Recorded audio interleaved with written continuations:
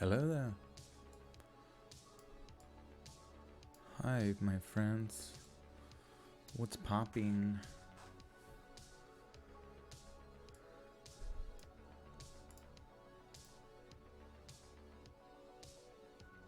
Can you guys hear me all right out there in the internet town? Well, you're playing Super Mario Galaxy. That's like one of my favorites. Super Mario Galaxy, Super Mario Galaxy 2. Like, there was something about the levels that were so creative, but also really challenging. Because I played Super Mario Odyssey when I got the Switch, and I wouldn't say it was Super Mario Odyssey was a fun game. I played through the whole thing, but the levels were not as challenging. Like, I kind of remember like getting to certain checkpoints in Galaxy and be like, okay, I got to this part. Now I can rest for a second and let's keep pushing through until you kind of memorize the level. But then like Super Mario Odyssey, almost like as soon as you get to that point, you're like, okay, and then it was just like, oh, it's over. Fuck. I want more. I want more jumping and mushroom eating bullshit. Listen on your phone because your Wi-Fi sucks. Shit, yeah, I hope it doesn't drain up your data. Sam, you finally made it to a live. Yeah, I've been weird schedule all over the place. I mean, it's almost 10:30 p.m. here. You're way better now that you're not 12. Yeah, that does help a little bit.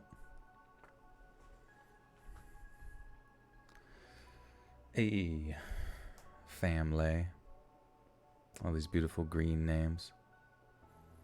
Beautiful people.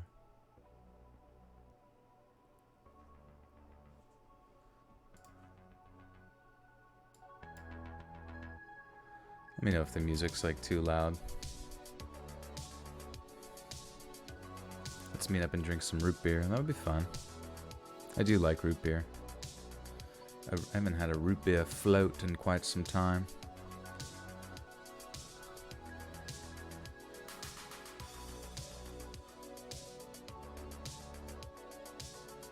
Larissa, God bless you as well. I'm here for you.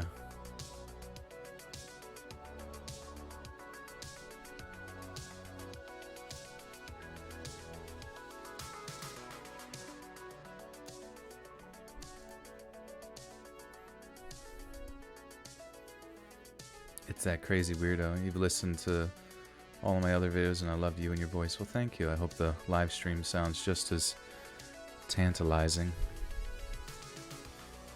Uh-oh, Mr. Coon can't find his pizza rolls. Now that's gonna get scary. Oh yeah, I need to share this stream on Twitter. Good old Twitter. Copy link address.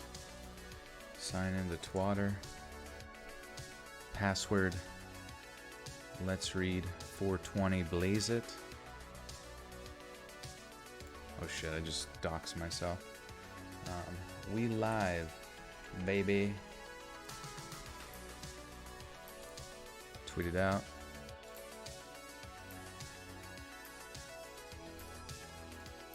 Time to creep on some babes. Just kidding. Alright.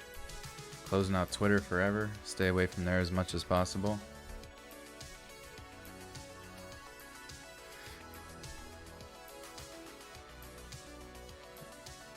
Josh, that sounds dirty.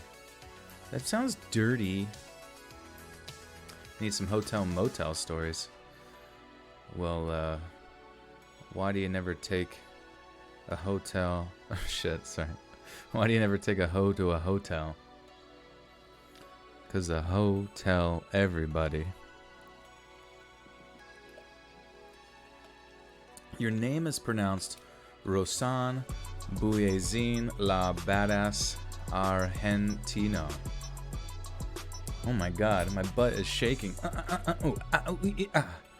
Holy shit, that was from our good friend Brittany T with the 30 buckaroonies. Says, hi Joel, I hope you're doing well, you cutie patootie. Got lots of love for you. Well, thank you, Brittany. Thank you. Oh, listen to this song. This is fucking cool. Sounds badass. I fucking love synth. Brittany, thank you so much for the big dono right out the gate. Lazy Masquerade is in the building. What the fudge? Lazy boy. What is up, my dude? What a freaking pleasant surprise. Hey, listen. The Lord and Savior himself hath graced us. Hath graced us. Thank you, my liege. What are you up to, big boy? You in Japantown? Eating some Godzilla? Mr. Spams with the 279 Canadian maple syrup dollar says, "Hey man, you got me through some rough times. Love you." Thank you, Mr. Spams. I'm glad you made it out to the other side, and now you're here with us. Archon 1010 with a 5 says, "Send dudes." I'm sending 10 dudes your way right now. Hey, listen. Lazy says, "Just woke up, old lazy bones." Well, shit, what time is it? Okay, so it's like 10:30 p.m. here, the east coast of the United States of America. And what's Japan time? I'm sure you have multiple time zones there, but... Oh, okay, 11:30 a.m., I'm guessing. That's not too bad. That sounds about when I roll my old poopy bones out of bed as well. What do you got? Yo, Lazy, what do you got planned, my dude? What murder mysteries are you taking us on today? I've told people many times in the chat, they ask me, who's your favorite narrator? I always say, motherfucking Lazy Masquerade. Masquerade. And various others, but you're always on the tippity top tier list. Oh, I'm curious, what kind of microphone do you use for recording? Because it's pretty cool. Collab, collab, collab, collab. Me and Lazy actually collabed recently, but obviously I'm always down. Always down for another lazy day.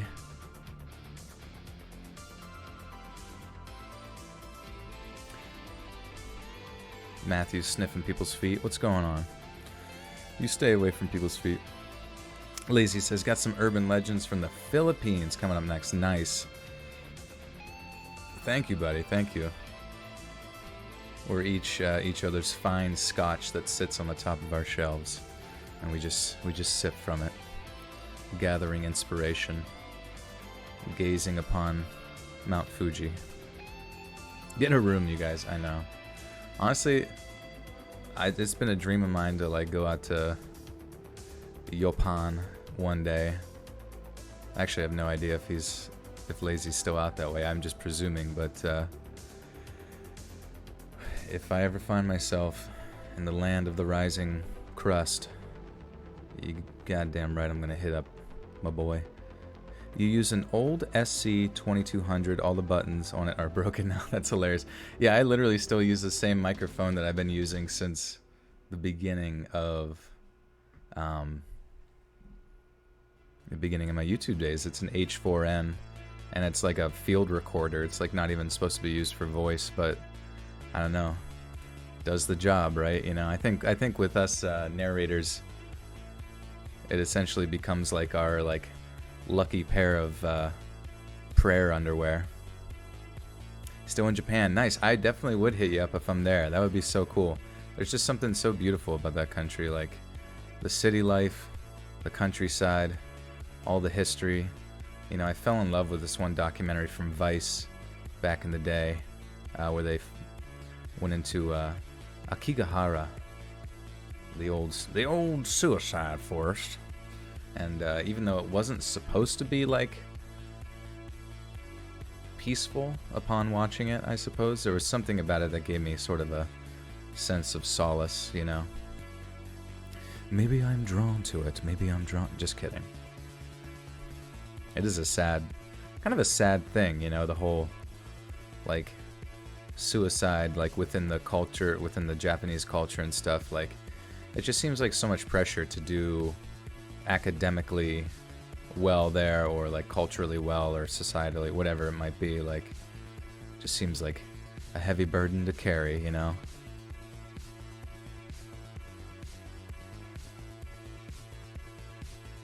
Oh yes, everyone like the stream. Click that likey like button.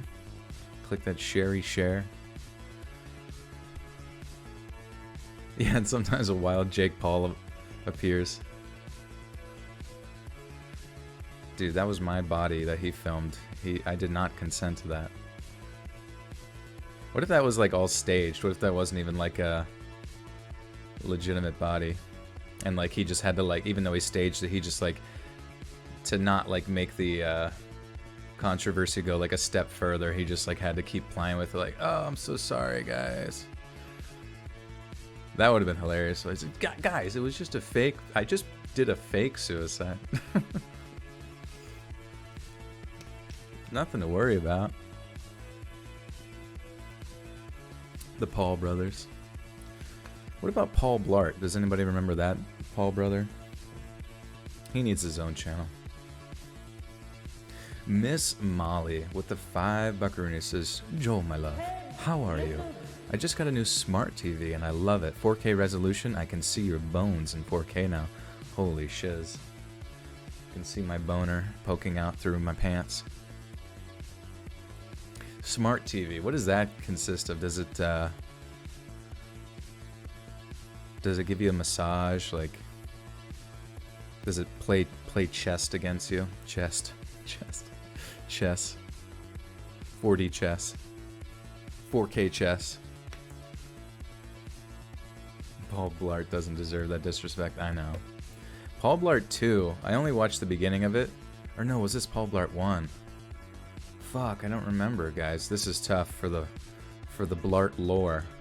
I gotta get to the bottom of this, but all I remember, at some point in Paul Blart, there's a bunch of like skaters and BMX bike riders that also are like, and like parkourers. All these like X game modes folk come out of the woodwork when the mall closes. Paul Fart just happens to be there. And they're doing fucking like backflips and grindy grinds, you know, under the presumption that they're gonna like steal some jewelry or some shit.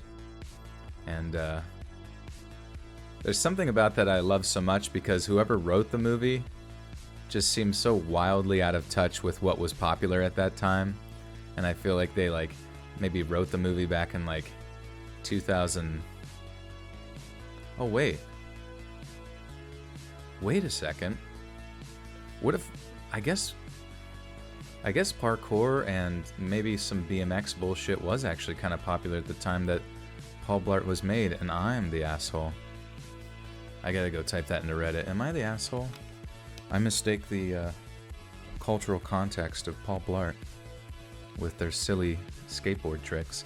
Venus Flytrap with the 5 says, glad I'm not late. Let's do this. Leroy Jenkins. Joel is God. Joel is God. What happens if you guys saw me bleed? Would you say a God King bleeds? Archon5 says, yo, check your DMs next time you're on Discord. Oh my god, please don't tell me you sent me a naughty meme. I don't think I could deal with anymore. Be featured on r/. Yeah, what's the deal with those channels? Like, I was specifically informed by some people that channels that use text-to-speech can't technically monetize their stuff or something like that. And you know, the narration community on multiple occasions has gotten in trouble by Reddit communities for like not getting permission to use posts and stuff like that. And these motherfuckers just like they're like the Paul Blart fucking parkour thieves, dude. They just like roll in doing backflips in every subreddit, just scooping up what they can into their cart and then pushing it through the text-to-speak machine, you know. Juan Tovar says, I just played Overwatch for the first time and it was fun. Well, my friend, welcome to hell. Feel free to leave when you can, but just know that you won't be able to. JK, yeah, Overwatch is in a weird spot right now because they completely nerfed shields to the ground. So those get burned up really fast. and they completely buffed Mr. Roadhog to kind of an excessively overtuned state. So he's very good at one-shotting squishies, as they say, by hooking them in and then just pretty much shooting them right in the face. And basically, it's just a weird kind of meta, as they say. I feel like all they really needed to do was nerf the sort of re-upping of Orissa's like cooldown on her shield, and you know, given a few seconds for her to have to like take cover somewhere, leaving her vulnerable or whatever. But fuck if I know, right? I'm not like a game designer, even though, Jesus Christ, they don't even listen to their community. Lila says, I had a collab with me on my channel a couple months ago, and when he sent me the audio, it was text-to-speech audio. I was super pissed. Yeah, welcome to the first stages of being a YouTuber, where literally everything you're trying to do in the beginning is just feels like it's against you. It's a tough road up that hill, but once you find your momentum, once you find your workflow, you're gonna do great, kid. You're gonna do great. But that's kind of hilarious. Like,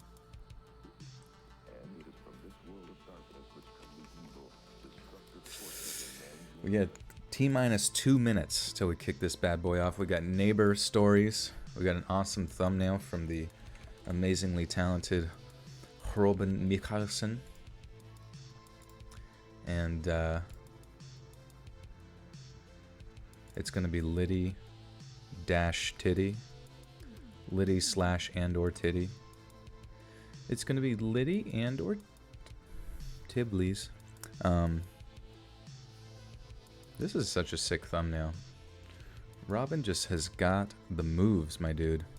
He's like the guy. Imagine having the guy that makes like movie posters professionally for, you know, AAA blockbuster flicks.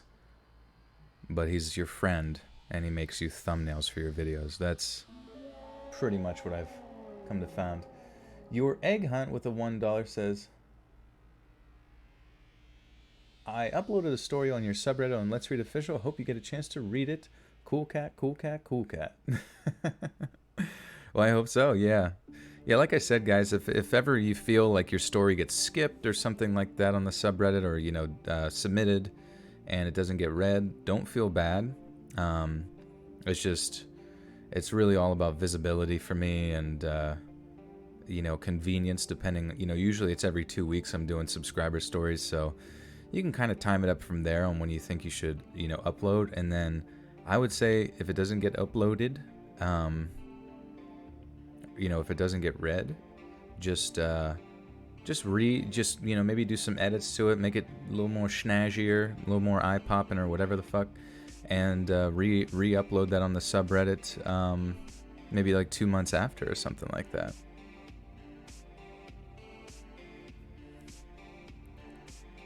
Because obviously, I would not mind reading some stories down the road that I didn't quite get to, and sometimes just the way things are organized, it gets away from you.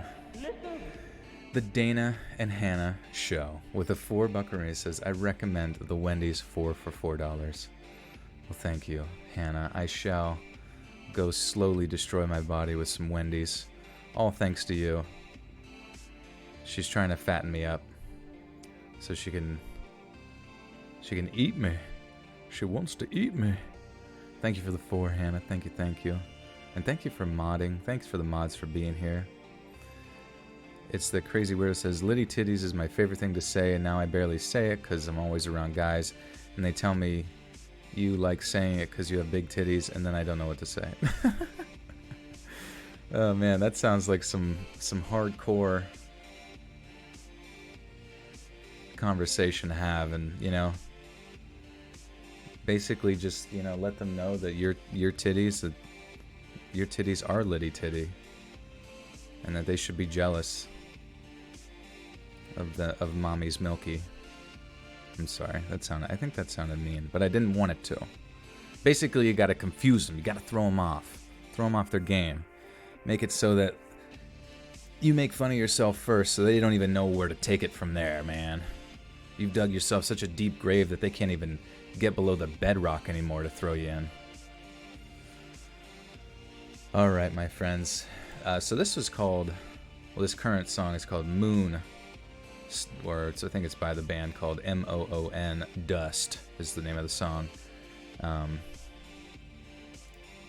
You want me to say the word titties forever? Forever. But the mix is called Starship, a synthwave mix by the channel Odysseus.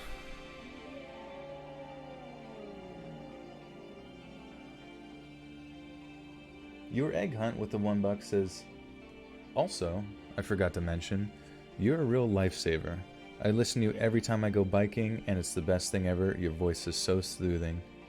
DX cat, DX cat. I wish I knew what these emojis were, but nice. I'm glad that I can accompany you on those bike radios. I hope that I'm not distracting you from any oncoming traffic or anything like that. But we're almost at 400 people to start the stream, which is pretty sick. So thank you guys for being here. We're going to switch up the atmosphere a little bit with Iron, Cthulhu, Apocalypse.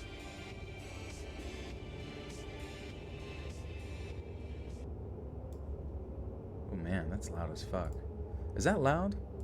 Or am I just in another dimension of pure pain? What is Jarrett? Or Jarre, I don't know. I don't know how to pronounce it. What the 5 says, say mommy's milkies again. Mommy's milkies. Mom, mommy, mum. Mr. Peanut Butter with the 2 says, so glad to be part of your life streams now. Streaming my life away. But you guys make it so worth it, honestly. It's such a pleasure to be able to do this with you guys and just, I don't know, get to live this life, you know what I mean? Like, it's different, it's weird, but it's fun, and I love it. Alec is here with the Joel party, baby. Someone's gonna have to keep track of mistakes. Alec, you need to, I don't know, I'm thinking like every 10 mistakes, every, you know, a little bit of shot action. You ever had a dreams where you wish you and you want and you can and you just want him and to do you so bad you can do anything? That's like, it's every goddamn night. Whoa, where's this coming from? Where's these twerks coming from? Oh my god, oh my god. Lucky Star with the big $30 Renos. Coming through Streamlabs instead over here, so that caught me off guard, which is awesome. A little bit of a surprise twerk. It says, thanks for being you. You are welcome, my friend. You are absolutely welcome. I will continue to exist as such, and nothing, and I repeat nothing, is gonna hold me back from doing that. Thank you again. Man, these cheeks are getting warmed up, baby. Alex M with the 10 says, you seen the movie Chef? I have not. I know Chef from Hello Children from South Park, but Carrie Smith says, how do I share a paranormal story with you? That is a great question, which is perfect timing because as we head over to our reading screen, if you have a story and you would like to submit it, there's a website called Reddit where I have what's called a subreddit. To get there, you go to reddit.com/r/letsreadofficial, all one word. Link down below in the description if you guys want to, you know, find those exact links, or one of the mods can link that there for you as well. Easy to make a Reddit account. Don't even need to verify your email anymore. How cool of Reddit is that, you know? A lot of people make anonymous stuff on there because you can go through people's like histories and shit of that nature. Oh no, Hannah, not the I mean, you can submit it to the Reddit paranormal one, but it'd probably be best to submit it to my subreddit, which is the Let's Read Official one. But you can submit it to both, honestly, and then because you know, you might get more feedback, I would say, on r/paranormal or r/let's not meet, depending on what kind of content you're throwing out there. But yes, guys, thank you again. Follow me. Make sure you follow me on social media at Let's Read Creepy on Twitter, at Let's Read.official on Instagram, and then also my meme page, which, you know, whenever you get sent so many memes every single motherfucking day, eventually you're like, you know what? I want to share these with everybody in the world. I want to make the world's greatest meme page, and it's called at Horny Computer on Instagram. So please do me a favor and follow me on there. And Mr. Justin with the 5 says, love the vids, my guy. You are welcome, Justin. Thank you. Good to see you again. Welcome back. Thank you for your generosity. I appreciate that. Louis Love says, don't buy the Satanic Bible. Yeah, I didn't even know they have one of those. I feel like there's like a weird definition where like there's Luciferianism, which is like the worship of Lucifer or, you know, Satan or whatever. But then there's Satanism, which is like doesn't even have anything to do with the character of Satan or the entity of Satan or Lucifer, as much as it just has to do with like serving your own purposes, like here on earth, like, you know, going to Epstein's Island or whatever. How does one have such a sexy voice? Well,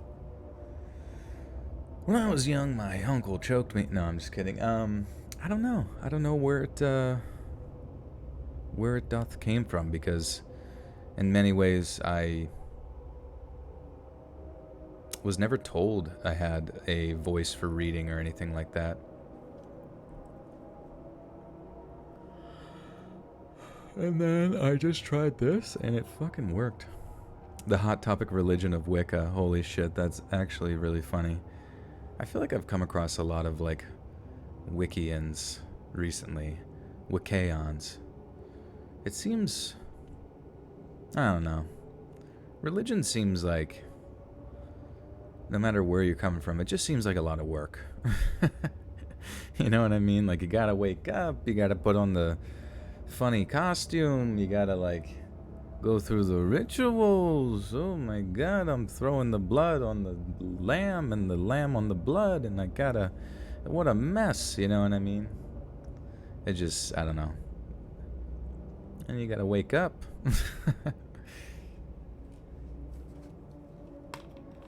Alright, my friends. Well, first off, thank you again for all 400 of you amazing people. 431. Wow, that popped up real quick.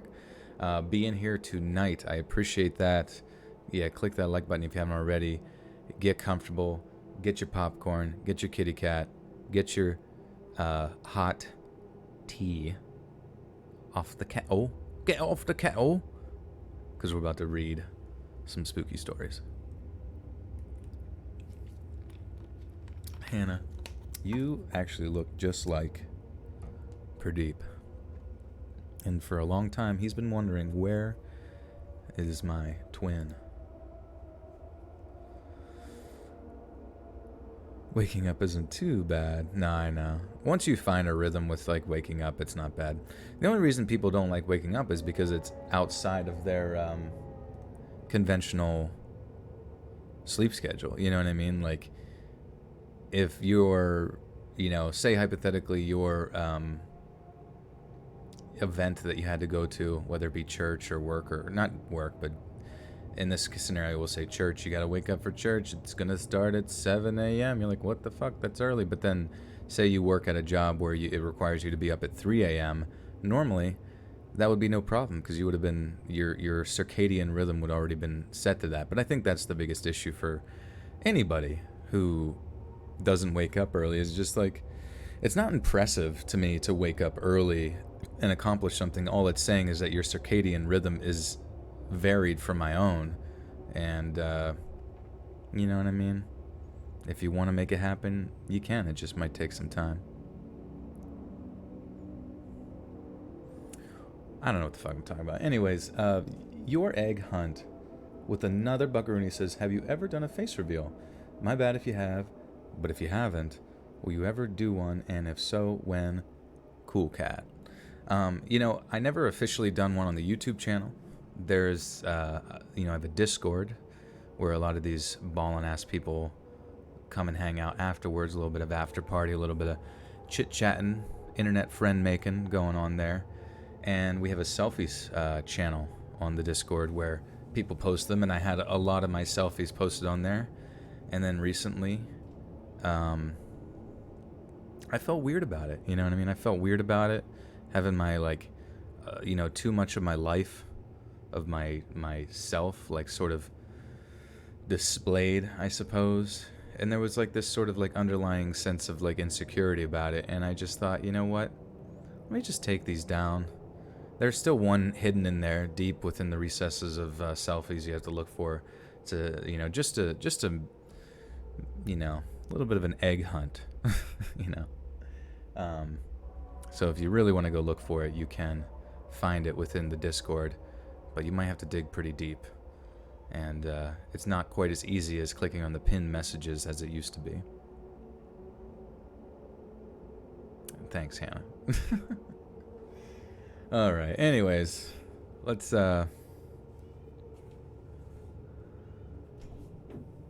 kick this bad boy off. I gotta record. Also, my cat wants in. He's nuts, dude. I wish I could like train him not to like smash his body into the door, but like, there's just like no. That's just what he's become accustomed to. He smashes his body in the door. I open it, and he's like, "Oh, that's how you do it? Okay." But let me be right back. Jessa, good luck with your interview tomorrow.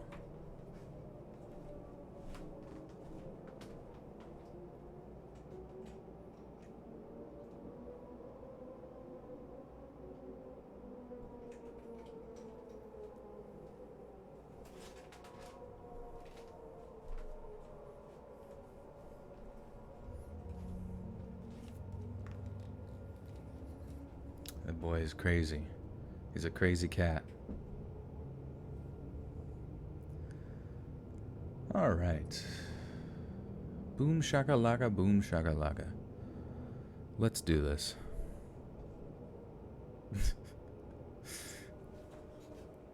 Oh, man.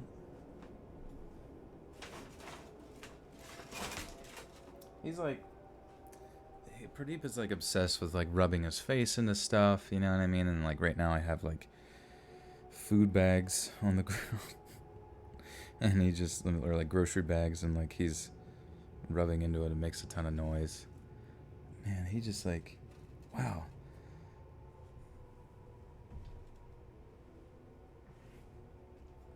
He's strong. Like I had it up on a table to avoid it. And he's like literally like knocking the table, like rubbing his face into it so strong it's like knocking the table over. The kid's nuts.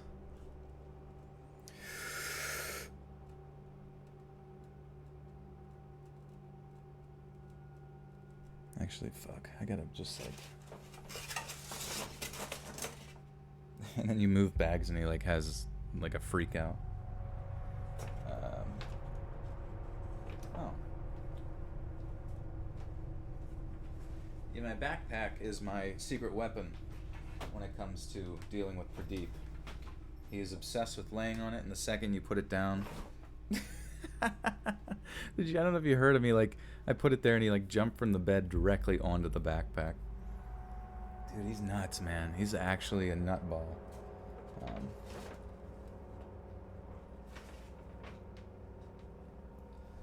take out all the shoes. I'm sorry, this is like this is the professionalism of being a streamer right here, is your fucking cat dictates your entire goddamn life. I'm not completely comfortable, so I'll make 9,000 different noises. He's so stupid. He's just like trying so hard to be as cute as possible, and it's like, why does this not happen? Why does this literally not happen like any other time outside of like streaming? Like he knows, dude. He literally knows.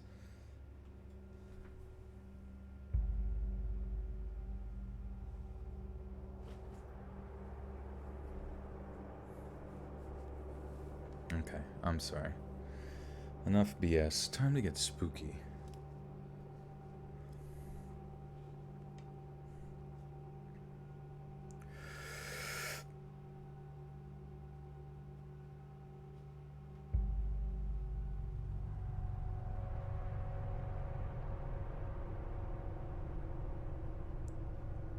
When my wife and I moved out to St. Peters, Missouri, it was honestly one of the happiest times of our lives. I always did love St. Louis, with all of the French colonial architecture and the incredible cathedrals, but that is one crazy city. And I feel like a person only has so much of that fast living in them before they just grow tired of it and need to slow down. We had to wait a little while to save up and get various promotions in our respective careers, but once we were all set, we took the plunge and made the move. It was like our own perfect slice of suburban heaven. The city of St. Peters was quiet, had amazing high schools, and boasted over 20 parks. I mean, in essence, the whole thing was just one big park. An ocean of green compared to the concrete jungle of St. Louis. Not to mention that the big city is only like a half hour's drive away, 45 minutes in slow traffic, so it wasn't like the move was going to affect our careers any. We thought we had made it. Oops. Oopsie daisies. Pradeep is a meme.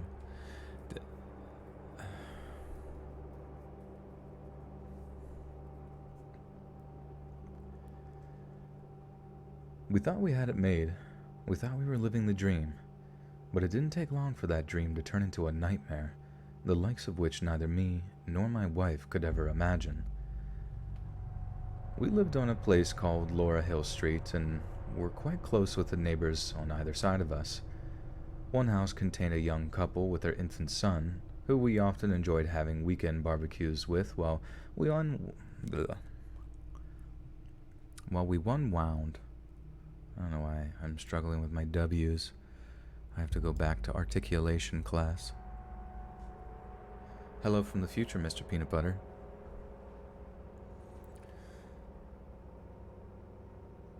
And does anyone else in here wear some type of skull necklace? I don't. I do have a skull, shaved into my chest hair. Does anybody have that? One house contained a young couple with their infant son, who we often enjoyed having weekend barbecues with while we unwound from the busy working week. But in the other house lived a charming retired couple. They were kind of quiet and kept to themselves. I mean, they were really old, so it wasn't like they could go bounding around the neighborhood like spring chickens, being all sociable and whatnot. I'd have worried a little more about their well-being if it wasn't for the fact that their grandson lived with them, who worked as a nurse down at a local hospital. He helped out with household chores and made sure that they had everything they needed. I remember feeling pretty glad that they had someone as thoughtful and caring as him to help around the home. So one day, as I'm driving home from work after a particularly grueling day, when I see something lying in the road that stands in stark contrast with the picturesque suburban neighborhood. It's something small and furry, something that's covered in dark clots of dried blood, something lying lifeless at the side of the perfectly tarmac street. It was a dead cat. My heart broke for the poor little guy. Whoever had apparently hit the thing with their car hadn't bothered to hang around to clean up the mess, and that just made me angry as well as sad. I know that might be too much to ask of some people. Maybe they were just too shocked and scared to stick around to face the consequences and make things right. But Jesus, leaving the poor little guy just lying there for the entire neighborhood kids to see, not cool. Not cool at all. Our house was just like 100 meters or... Oops.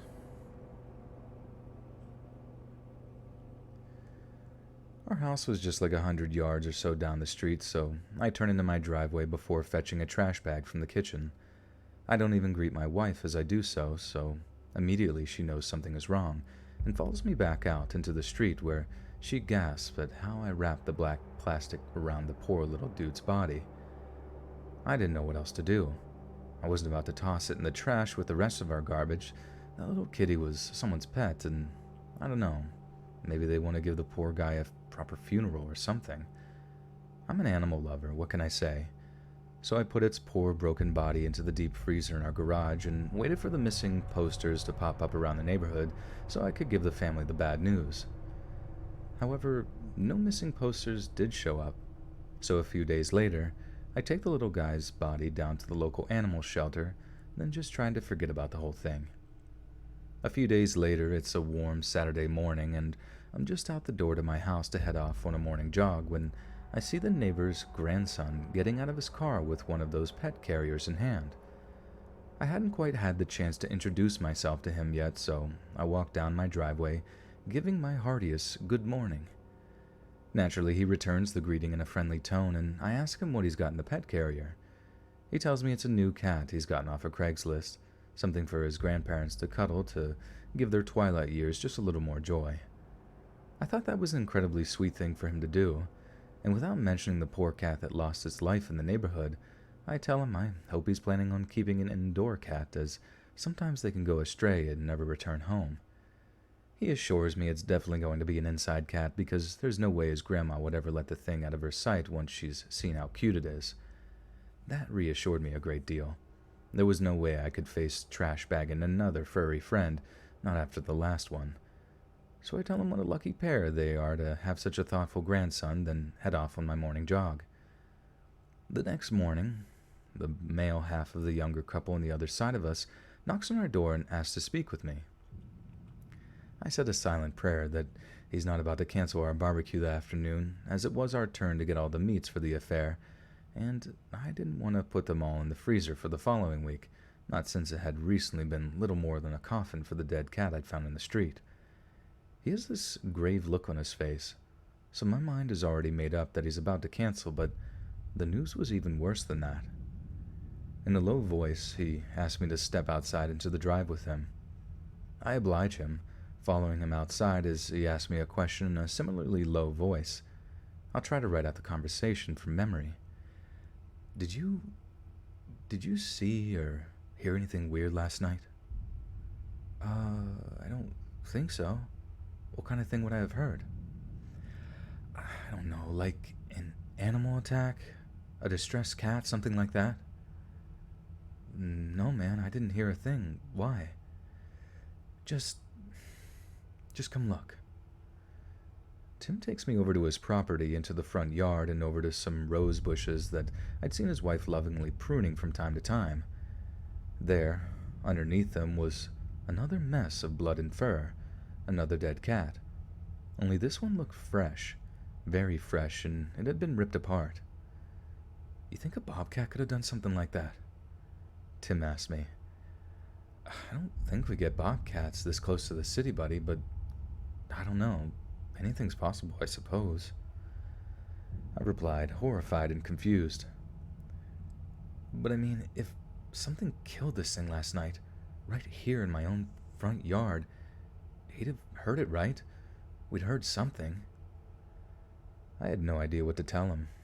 I know it was only a cat, but Jesus, we were both pretty freaked out by the whole thing, especially me, since this wasn't even the first dead cat I'd seen on Laura Hill Street in the past few weeks alone. We both agreed to keep our eyes and ears peeled for anything suspicious, and then agreed to meet later that afternoon for the Sunday BBQ. But before me and my wife went over to Tim's house for the BBQ, I made sure to make a stopover at our other neighbor's place, just to make sure their cat was okay. A minute or so after I rang their doorbell, the grandma answered, and no sooner had I asked after the well-being of their own cat that I heard a high-pitched meowing just a few feet behind her. The grandma apologized and told me she'd have to shut the door before the little guy tried to get out. I told her I totally understood, wished her a lovely morning, and then headed back to my house, my fears abated. The BBQ that afternoon was kind of tense. Tim and his wife seemed kind of off, and in the end, I had to tell my wife what seemed to be happening in the neighborhood, how there had been 2 dead cats inexplicably killed and dumped in the past fortnight on our own street. She was extremely upset by the revelation, but I'm honestly glad I told her, or she might not have picked up on something that she noticed a few days later. You see, my wife sometimes worked from home, given that her job gave her a pretty flexible schedule and she could pretty much make her own hours. So I'm at the St. Louis office one afternoon when my phone starts buzzing with a bombardment of text messages. They're from my wife, and she's asking me to call her as soon as possible, and that it's about the neighborhood cat killings. I called her as soon as I was able. She told me she'd bumped into the neighbor's grandson, Kane, in the local Walmart, and approached him to make some casual conversation when she'd noticed something in his arms. There were scabbed cuts all up and down one of his forearms, pretty nasty looking cuts too. She expressed concern about them as she told me that they looked pretty sore, but that Kane had laughed it off and told her that he had picked them up at work when an elderly hospital patient had become belligerent during some routine treatment. Her voice was all shaky, a heavy mix of fear and anger, when she told me that she knew that Kane was lying. The cuts on his arms were from cat claws, how she'd recognized them anywhere since she'd had a few cats as a childhood pet. Once scratch and whoops. I made it pretty far there without flubbing up.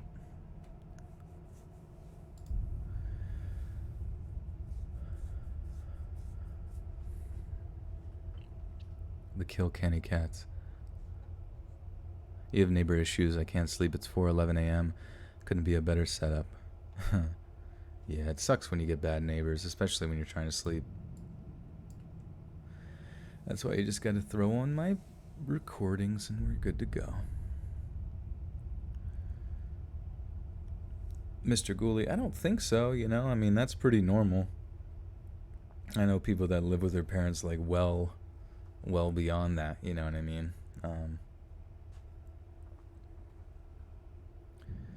But the fact that you're making efforts to break away with that and not kind of observing your family as being a crutch, I suppose, or just trying to better yourself, I feel like is always a good thing to do, or especially in the sense of like independent living.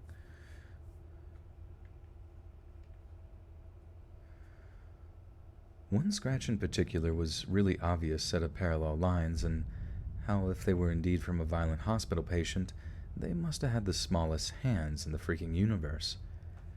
After that, my wife was obsessed with the idea that Kane had something to do with the cat killings that were plaguing our neighborhood, and her fears were compounded by the fact that we'd actually received a letter through our door from the local homeowners association that mentioned that several other dead cats had been found in people's yards and local parks, but that not a single family had reported their pet cats going missing. We were like amateur detectives by that point, having determined that whoever was killing these cats wasn't just abducting or trapping neighborhood pets, that they had to be bringing them in from somewhere else, somewhere like Craigslist. But it wasn't like we could just accuse Kane of such a heinous series of crimes, after all. The cat he'd brought from his grandparents seemed to be alive and well, or so we thought. One evening, my wife was peeking out of the kitchen window towards the neighbor's house that Kane lived at.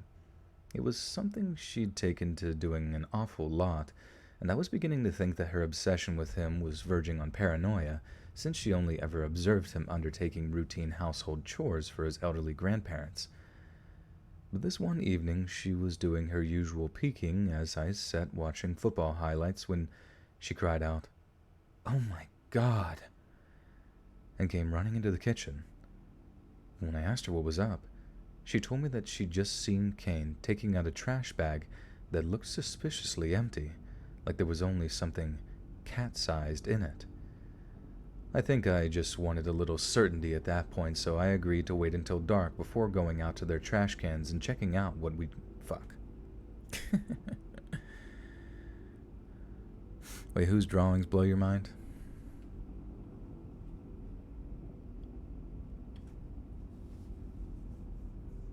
Yeah, I believe it was recently that animal abuse had become a federal crime, so that's something new and different, but also very good, I imagine.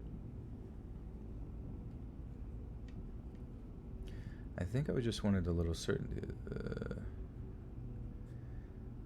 I think I just wanted a little certainty at that point, so I agreed to wait until dark before going out to their trash cans and checking out what she'd seen. When nightfall came, I made sure the coast was clear, then crept over to the neighbor's trash cans to check out what my wife had seen.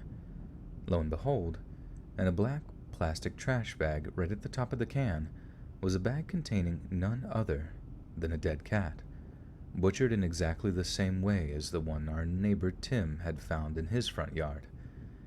It was the one that he bought off of Craigslist, the cute little tabby cat I'd seen behind the grandma that day.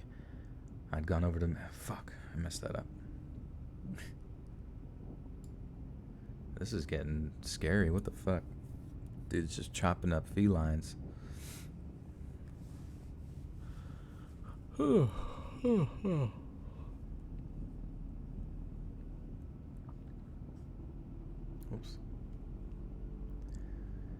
It was the one he'd bought off of Craigslist. The cute little tabby cat that I'd seen behind the grandma that day that I'd gone over to make sure it was okay. I walked back inside as calmly as I could and immediately called the cops. Within an hour or so, a patrol car had pulled up outside of Kane's place, and my wife and I watched from a window as the police initially chatted to the grandparents before talking their way inside to search the property. Then, when we saw the cops emerging from the house again, with Kane's handcuffed hands behind his back, my wife just kind of lost her cool, running out front of her house and shouting all kinds of profanity at him. Days later, it was all over the news. Kane had been charged with 12 counts of felony animal abuse after he'd admitted that he'd used Craigslist to collect the cats that he would abuse, torture, and kill. According to statements that he'd made to the police that night, he never intended on caring for any of the cats. Instead, he wanted to strangle them or drown them all in a bucket in his grandparents' backyard. That wasn't even the worst of it, though. Not by a long shot. Kane admitted to officers that he had dismembered some by removing the heads or cutting off the limbs. He also frequently stomped on the heads of the animals before removing their limbs and getting rid of their remains by dumping them throughout his neighborhood in an attempt to terrify those of us that lived on Laura Hill Street. The last I heard, he was being held in St. Charles County Jail with a $50,000 bond on his head, a bond that his shocked and appalled grandparents had absolutely no intention of paying. I think what disturbs me the most about the whole thing isn't so much what Kane was doing, but how he seemed like the least likely person to do the kind of things he did. He seemed like such a nice young man, one who gave almost... fuck. Yeah, Jesus Christ, this is fucked up. Why animals and not humans? It's a good question. I guess animals don't really fight back as much, huh? He seemed like such a nice young man, one who gave up almost all of his time helping people at his nursing job or helping his grandparents around the house. I thought Kane to be something of a saint when I first met him, but now it was all just a front. Kane had the devil in him, and I'm just glad we managed to figure that out before he hurt anything else. Oh yeah, that documentary Don't Fuck with Cats or something like that. Yeah, didn't Jeffrey Dahmer hurt animals when he was younger and then grew up to be a serial killer?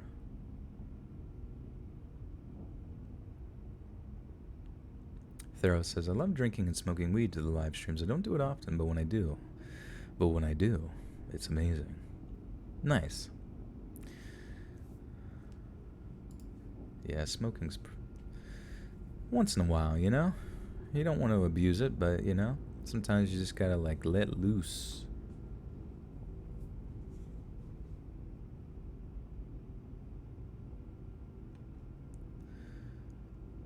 Yeah, I don't know. Really, any sort of pain inflicted by another person onto really any living creature is just... it's not good. Julian, I am doing good, my friend. We are reading 6 neighborhood stories. We just got through the first one, which was kind of heavy. I don't even know. I feel like if I started the video out with that story, a lot of people would be so pissed that they wouldn't even want to continue listening. You know what I mean? But yeah, we're moving on to story number 2. We're almost at 200 likes. Oh yeah. Crystal. Well, yeah, it makes me wonder though, what if you're already an adult, or you're an adult and you're doing those kind of things?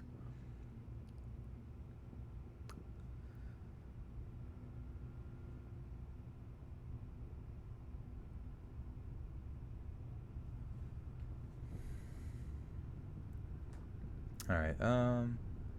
fuck. This story is from Brazil. This next one, and I feel like there's a bunch of places. Jesus Christ, I must have dyslexia or some bullshit because I sometimes like seem like that guy from Scooby Doo where he's like a bunch of places, a bunch of something benign, something benign like a home invasion. What do you say? I think we might get to 1,000 people tonight. It always seems to be the late streams that we get the most people.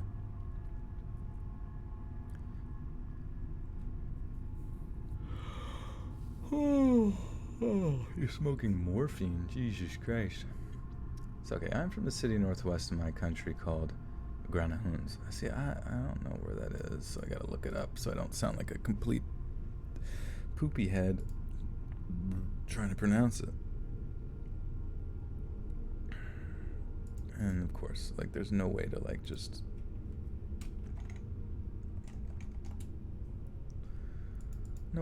find it conveniently and easy on the internet.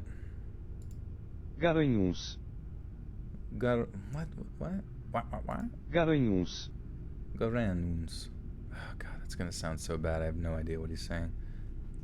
Garanhuns. Garanhuns. Garanhuns. Is that how you say it? Anybody from Brazil? Garanhuns? Maybe there's like a YouTube video or something. Garanhuns.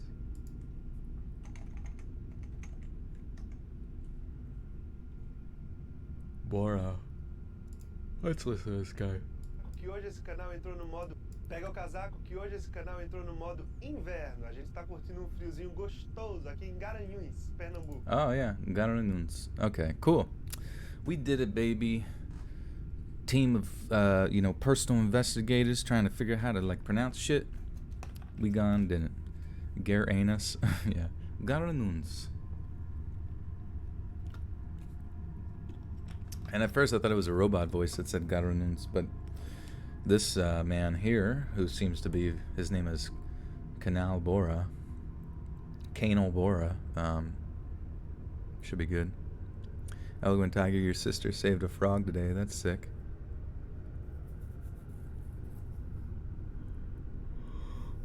I sound different?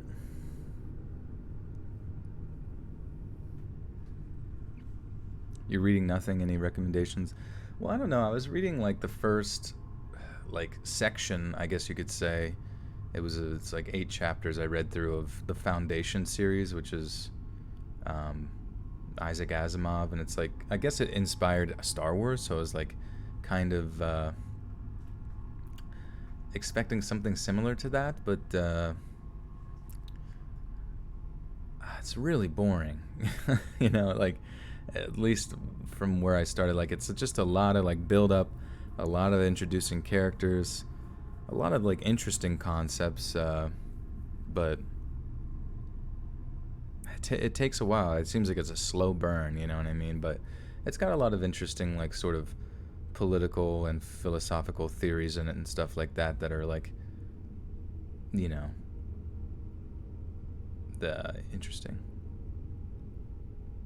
You thought I had Robin on the line? Oh, that's funny.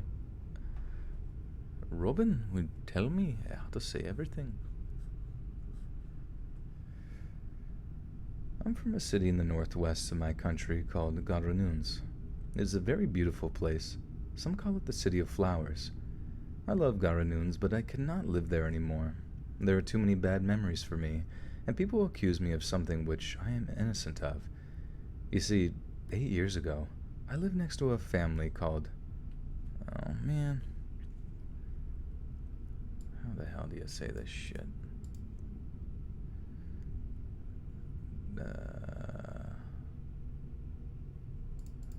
Wait, what is that? Uno momento. Gotta look up this word too. It's called like Negromontes. Negromonte. I assume that's how you say it. Charles Negromonte versus Andre Galvo. The Hodger Gracie Academy. Charles Negromonte. Negromonte. Okay. That's fair. I guess he pronounced it in more of like an Americanized manner.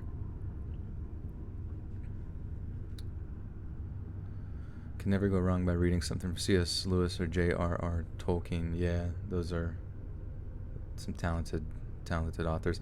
You know, I did read through the first 2 books of C.S. Lewis's sci-fi, and honestly, I really enjoyed those. You know, especially the first one. The second one's a little bit different, and then the third one's just like, it's funny. I always feel like authors, when they make like their final book in a series, it's always long as fuck because they're like, fuck, I gotta tie everything together and shit. God damn it. Like just like pumping out stuff. Wait, how do they say it? Negromonte? The Hodger Gracie Academy. Charles Negromonte. Negromonte, okay. You see, 8 years ago, I lived next to a family called the Negromontes. They seemed like very nice people, but they did not have a lot of money since the man of the house, Jorge, could not find a job for some reason.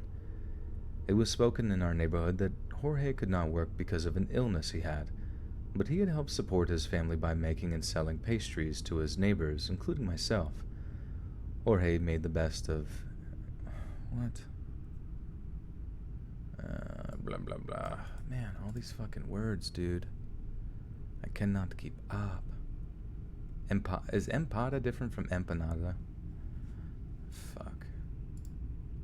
Come on, man.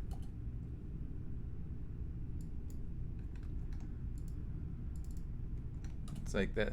The only bad thing about like the foreign languages is that like I always feel like I have to like slowly churn it out, you know what I mean? Which is just kind of a pain in the ass. Alright, empada. I assume it's empada. I can't imagine it would be pronounced any other way. Fuck it. You know, what's the other one? Empada and Sohedos? I don't know. Salgados? One of them there words. Salgados. Yeah, they're all pastries. I wonder if he would even... No, it's a 30-minute... Olá, amigos. Sejam todos bem-vindos aqui ao nosso canal. Hoje eu vou estar fazendo uma receita aqui de salgados. Yeah, salgados. Alright, we did it. We read the English letters and turned them into meaning. Okay, empada... Okay, Jorge made the best empadas and salgados. Blah, blah, blee, blee, blue, blee, blee. Okay, cool.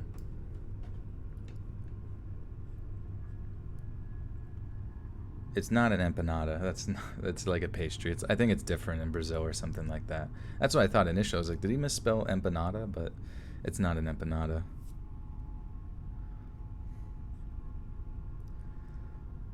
Jorge made the best empadas and salgados, which are traditional Brazilian pastries that we all love to eat, and on more than one occasion, I found him knocking on my door with a tray of delicious empadas for sale. They were very affordable and very delicious, and I know I am not the only one in our neighborhood who used to buy them very regularly from him. It felt good to be able to help him support his family like that.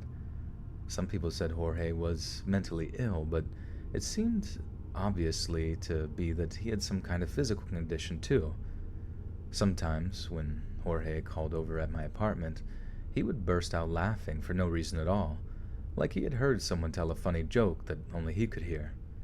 Sometimes his arms seemed to shake when he had out the tray of empadas for me to look at, and one day he started having a nosebleed which dripped all over the pastries. He apologized a lot and seemed very nervous as he walked away from my door, but when I assured him it was okay and that I hoped that he would feel better soon, he broke into this high-pitched laughter as he disappeared around a corner. Jorge could act very strange like that, but I just felt sorry for him and kind of admired how determined he was to support his family like that by working hard at making delicious food. But one day, I came home from my job to see a few police cars outside the Negromonte house. All of the neighborhood had come out of their homes to see what was going on, and we were shocked when a forensics team showed up too. These are the police who wear the white overalls and masks, the ones who look for pieces of dead bodies when there had been a murder. There were many rumors about what the family had been doing, but we did not have to wait long to find out what was going on. The pictures were all over the newspapers one day, and everyone heard the story being told on the local radio and TV stations.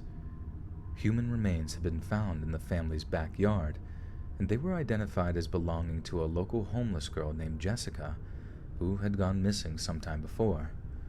The news reports told us that the Negromantes had apparently lured her into the house with lies that they were looking for a nanny to look after their young child, but had then killed her and buried it in the backyard. We were all shocked by the news, but as time went on, even more disturbing facts were made public regarding the murders. I remember the day that the police had a press conference with journalists from all over the country.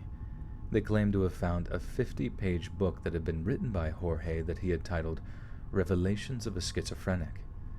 The book was all about how he claimed to have been hearing voices talking in his head about how he should kill women, how what he did was all part of some kind of terrible satanic purification ritual, and that he had a plan to purify the world and reduce its population. I found this to be extremely disturbing and upsetting, as I would never have imagined that Jorge could ever think like this. He always seemed like such a sweet person, but I guess I was wrong to think that. But somehow, as the weeks went by, we heard things that were somehow even worse, things that destroyed my life as I knew it. Forensics teams had analyzed the entire Negromante house and discovered traces of the murdered woman's body tissue on cooking utensils used by the family. What's more, rather large chunks of flesh had been found to be missing from the bodies most recently buried in their backyard. Police could only come to one conclusion, that the family had been butchering the murdered women before cooking and eating their flesh. But what's more, rumors began to spread that not only had the family been practicing cannibalism, but they had actually How do I read without making mistakes? I don't know. It's kind of just like... It's like driving without hitting a pothole, you know what I mean? Or like doing jump rope, you know? It's like you're using a jump rope, but like avoiding getting your feet caught, you know what I mean? Have you ever heard of Pazuzu? Just Google Pazuzu house. I have not.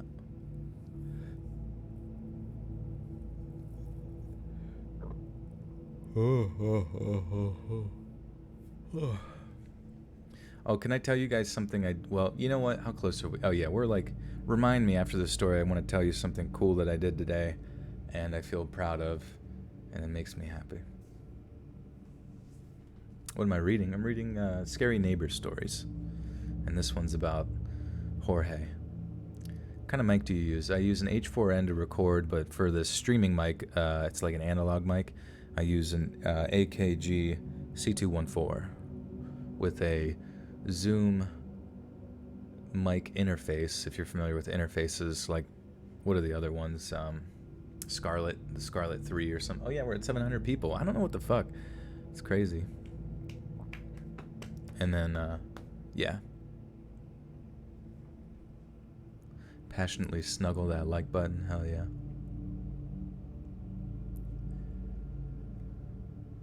But what's more, rumors began to spread that not only had the family been practicing cannibalism, but they had actually sold some of the meat to the neighboring community in their empadas and salgados. It was horrifying to learn, as, of course, I had bought Jorge's pastries from him many times before, and not only had I eaten them, I thought they were very tasty. I remember sitting on my couch watching the TV when I heard the news. The room began to spin. I felt numb for a few moments, unable to properly compute the information that I had just heard, until it all became clear to me in one single horrible moment. I had eaten human flesh without my knowledge. I ran to the toilet and was violently sick. This was all traumatizing enough for me, but then rumors began to spread that the whole community was part of some satanic cult, and that we actually knew that we were eating it. People from all over the city came to our neighborhood to harass the people living there, including myself. And despite our denials, they called us all cannibals and told us that we were no longer welcome to live in How the fuck do you say this part again? Sorry, folks. Uno momentos. Garanhuns. Garun. Fuck, I can't hear it when he says it, but Garuns. Garanhuns. Garunus. Fuck, I like. It's weird when a language like isn't yours. You just like can't hear where the tongue is going. You know what I mean? Like, because it's a tongue thing. You know, where it like rolls and touches and blah blah blah blah blah blah, blah as you expel air from your lungs. You know, it's like a combo. But I just like hearing Garunun. Is it Garahuns or Garanhuns. I have no fucking idea what the hell he's talking about. 1 second, let me go back like. Oh, here we go. This only takes about 10 Pega o seconds. casaco que hoje esse canal entrou no modo inverno. A gente tá curtindo friozinho gostoso aqui em Garanhuns, Pernambuco. Garununs. Alright, I think it's Garununs. Or some sort of mixture between an N and an H. Garununs. Whatever. Y'all get the idea. This guy eating people, alright? Putting in your pastries. That ain't a cream-filled donut, man. That's a fucking meat-filled donut. Okay. Where am I? Garununs. Okay. Despite our denials, they called us all cannibals and told us that we were no longer welcome to live in Garununs. I personally had a note posted through my door from someone anonymous telling me that I would be killed in revenge if I did not leave the city. I didn't want to risk my life, so I left for the coastal city very far away from Garununs, where I currently live alone. I don't need to eat... shit.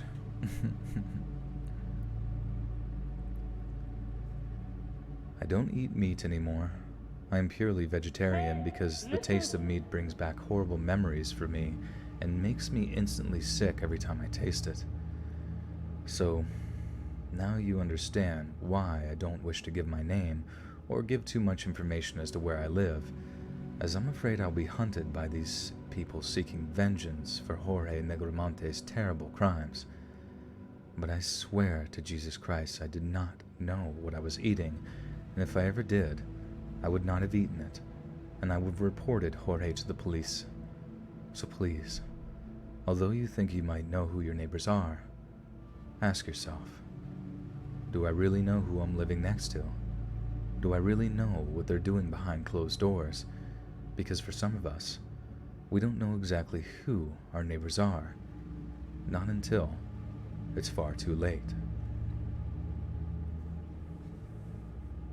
It's a tongue thing, like rolling your eyes. Raul. Raul. Miss Molly with the 5 says, I'm having a moment of feeling squishy and mushy, and I just wanted to let you know that I love and adore you, Joel. That's Thank you, Molly. Everybody go squish and mush Molly into a pastry that we can sell to our neighbors. This one's made of Molly meat. Joel Del Cid with the 5 says, big fan of the channel and meme account. Thank you, my friend. Thank you, thank you. I'm glad you like the memes. I'll be updating that after the stream. So if you guys haven't followed @HornyComputer on Instagram, you know what to do, baby. I love memes, man. I freaking love them. Especially the Harambe memes. Yeah, so story 2 in the books, baby. So the one thing that I did today that was really cool. So lately, I told you guys in the past, and it's the old meme where like, oh, the guy who does, don't worry, it's like veganism, like the guy who does CrossFit will eventually tell you he does CrossFit. He'll have told you, shoved it down your throat 90 times, but I don't really do CrossFit anymore as much as I'll do like circuit training or like high intensity interval training a little bit, but for the most part I've just been doing like strength training and bodybuilding type stuff just because it's like, it's just more enjoyable, you know what I mean? As far as, it's just like more enjoyable. Because you get like sometimes you get into like the high intensity interval training, like the CrossFit shit, and you got to do it for like fucking 12 minutes, 20 minutes, 30 minutes, just like repeating these cycles over and over and over again. Yeah, do you even CrossFit, bro? And it gets so fucking boring. It not only gets boring, but like you just get lazy and you're like, fuck this is stupid, you know? And but anyways, I've been on this like new program for powerlifting called 531. Some of you may have heard of it. If not, it's pretty sweet. It's actually really, really, it's been doing great, you know, because like, so my like, you know, I was, you know, during the whole initial like COVID bullshit, you know, I came back and I hadn't like lifted for like 2 months because everything was shut down and, you know, blah, blah, blah. And then I came back and like, I had to like, you had to set like 5 rep maxes. No, I do not know what you mean. Had to like set 5 rep maxes so I can like do the programming for lifting or whatever. And my 5 rep max for like back squat was like a pretty hard, you know, or like a very difficult like 315. And then over the course of, I would say maybe 2 months since I've started this, my, like, usually the way that each day's programming ends, depending on what you're doing on your power lift, you're trying to like, you're like building up to a working set, and the working set like suggests doing like a certain amount of reps, but it tells you to go until failure and maxing out at like 10 reps. And today, but it always like, you know, progressively adds, so it's like it takes your 5 rep max times 85%, and then today it was like plus 40 pounds, which then ended up equaling, you know, close to 315. So I was like, fuck it, I'm gonna do 315.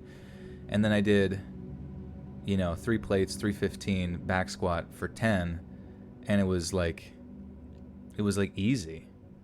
And it was fucking weird because I don't think I've ever done that in my life, like 315 10 times like easy. And Carlos, I do.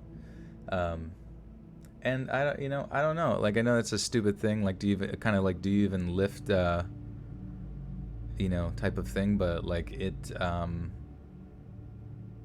felt really good. I'm like, what the fuck? Like, where's this coming from? Because I never had this before. So I think it's just the programming, like, just progressively trains your like nervous system to just be prepared for that kind of shit, and it worked. And I'm like, holy cow, the human body is interesting.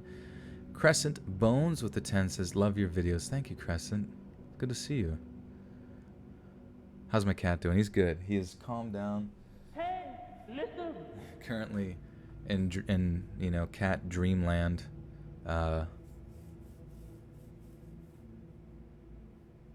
Drop sets are the best. You're going to build some good mass like that.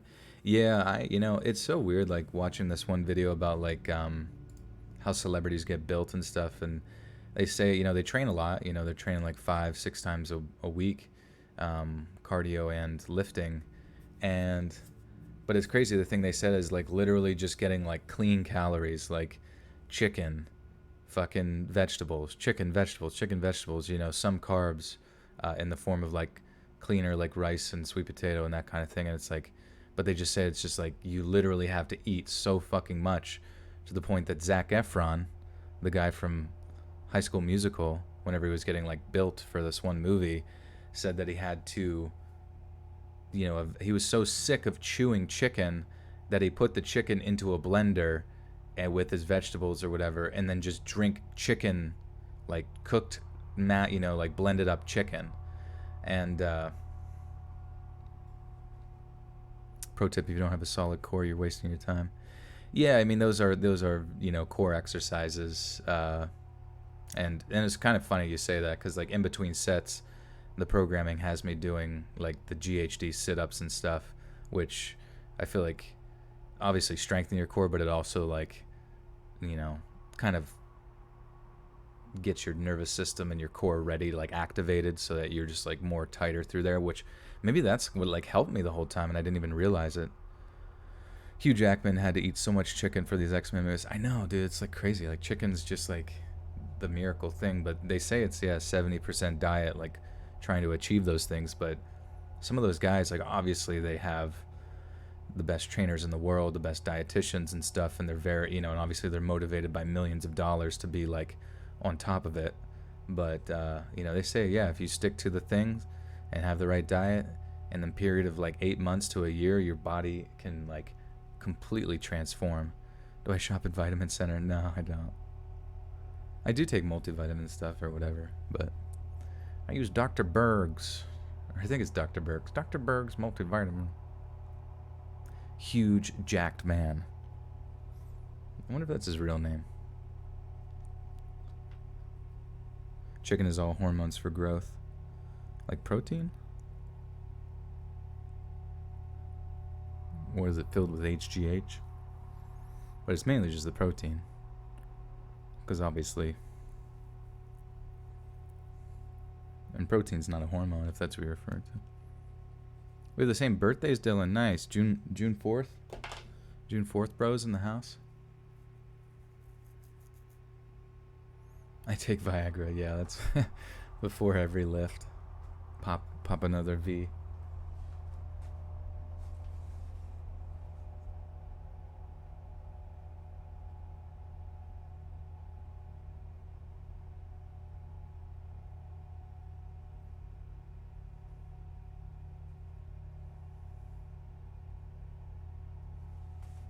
Alright, so we're gonna move on to story number 3. Let us spray.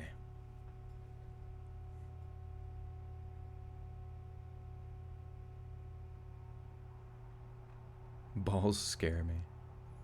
Hannah's terrified of the ball. Balls are weird. Balls are weird. I mean, I would avoid them at all costs. I avoid my own. Alright, so story number 3 of 6, my friends. Thanks for being here again. And we're almost at 750. I wonder if we can get to 800 here. If we can get to 1,000, breaking that's always a monumentous occasion. Back when I was a law student at a prominent London university, I moved into a shared house in Peckham during the final year of my studies. Half the reason I was so keen on that particular house was that... Fuck, I actually have to wonder if this is called Peckham, because I imagine some British... It's not Peckham. It's Peckham. It's Peckham. It's pronounced like it's spelled, you freaking tallywhacking yank. Let's see. Peckham. Pronounce Peckham. Peckham. Oh yeah, that's exactly it. 2 syllables. Peckham. It's where all the chickens was. It's where you get your chicken, where Hugh Jackman gets his chicken.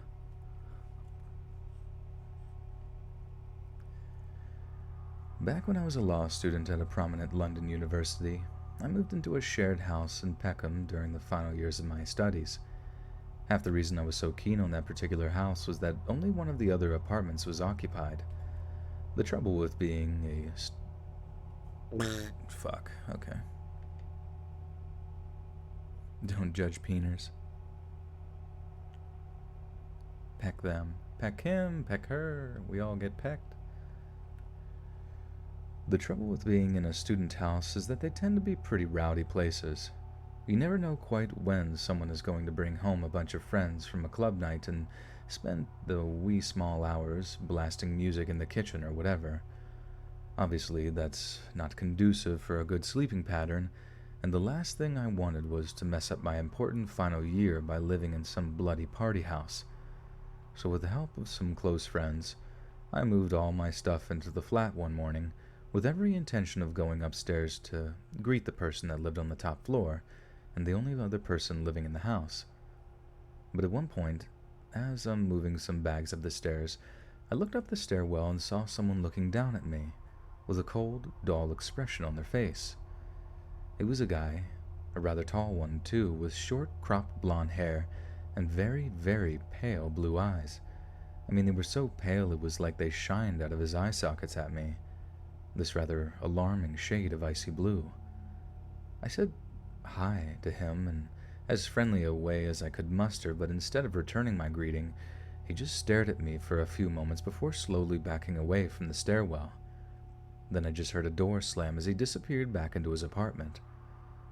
The person I was with just kind of gave me an awkward, amused look as we whispered our hopes that he wouldn't end up being a weirdo or anything like that. God, when I look back on it, it was such a hauntingly prophetic moment. If only we knew how right we were. The first few nights were nothing unusual, and I was actually relieved that I get the peace and quiet that I've been hoping for. That was until one evening when I'm sitting in my computer chair and doing some research on international trade law, and I heard something coming from the hallway outside.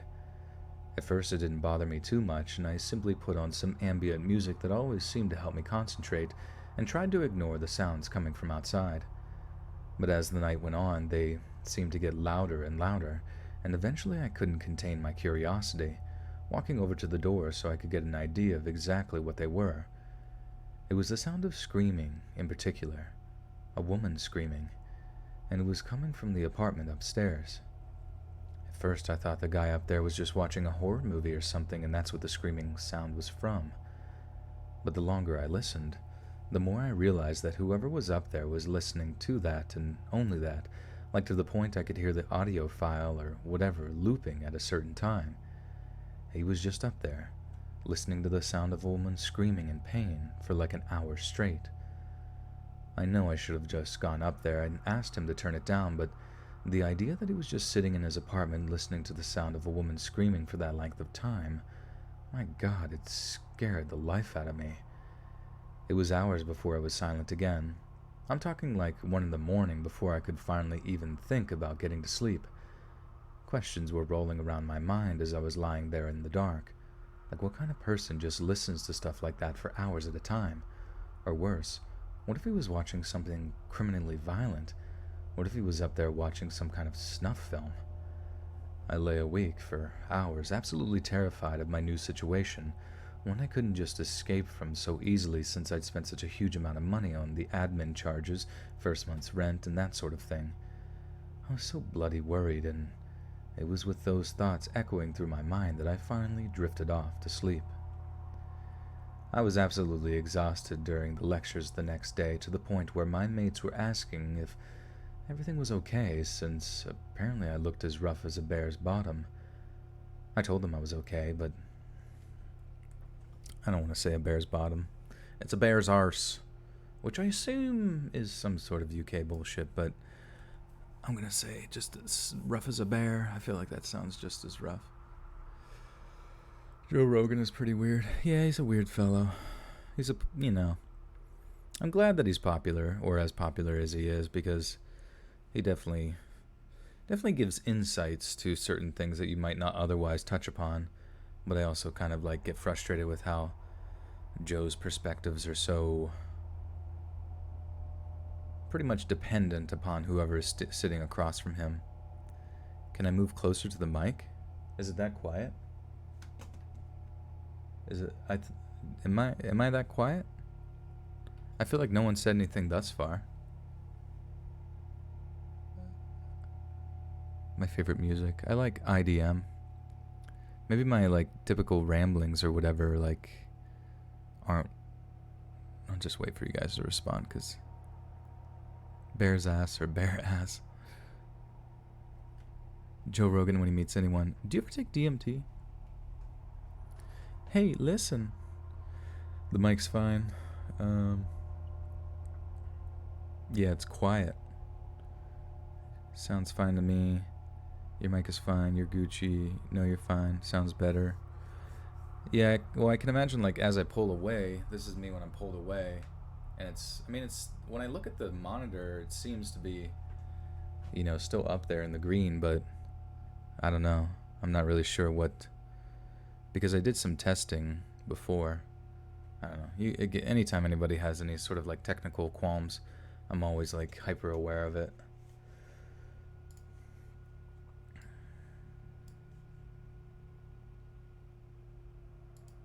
The only bad thing is that I've turned it up. It's going to pick up more of the background noise of the fan, which isn't terrible. It's just barely noticeable. Okay, cool. Yeah, Seems like we have a consensus that it's pretty okay. Can I finish the story with an English accent to remind us it's Peckham? No. I could. It was absolutely exhausting during lectures the next day, to the point where me mates were asking if everything was okay, since apparently I looked as rough as a bear's arse. That's actually a fucking terrible English accent, but I don't care. I recorded that, and it's going in the video.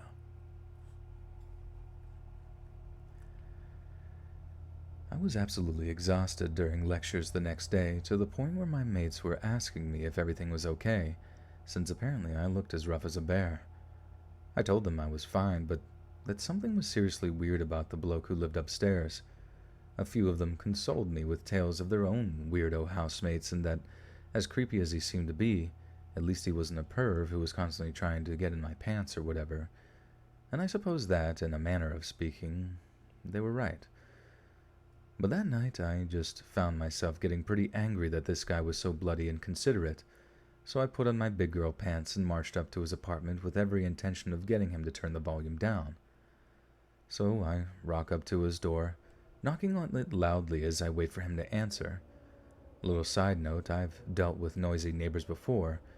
Usually the moment you knock, the noise turns down. They're embarrassed, apologetic, generally reasonable people. Only with this guy, the noises didn't turn down at all. I can't even describe how unnerving it was to hear what was coming from inside that apartment. I still don't know what those screaming sounds were from, be it a movie or a weird noisecore album or some other bollocks, but I'm telling you now, they sounded real. They were utterly blood-curdling, the kind of screams you only get out of someone when they know they're about to die. I was positively shaking with fear by the time I heard the door begin to unlock, and when it opened, when I saw...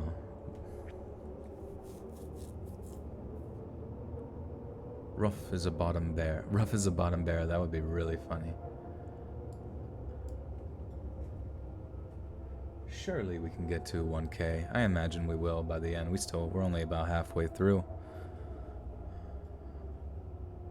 Joe Rogan is literally a podcast car salesman. Agree with him. Yeah, it does get a little bit frustrating, I suppose. Just not consistent, you know? Reminds me a bit of a politician, to say the least. Can you adopt Pradeep? And can we split custody? No and no. I can't put my boy through that. He needs consistency. 800, baby. Yeah. What's my fave tiger? I mean, when I was younger, I always used to really like the Siberian tigers, the white ones and shit, but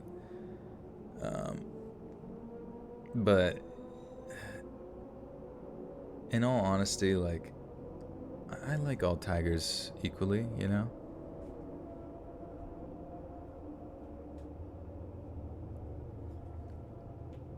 You're gonna marry Joel and steal half his channel. Yeah, you can narrate the ghost stories, I'll narrate the stalker ones.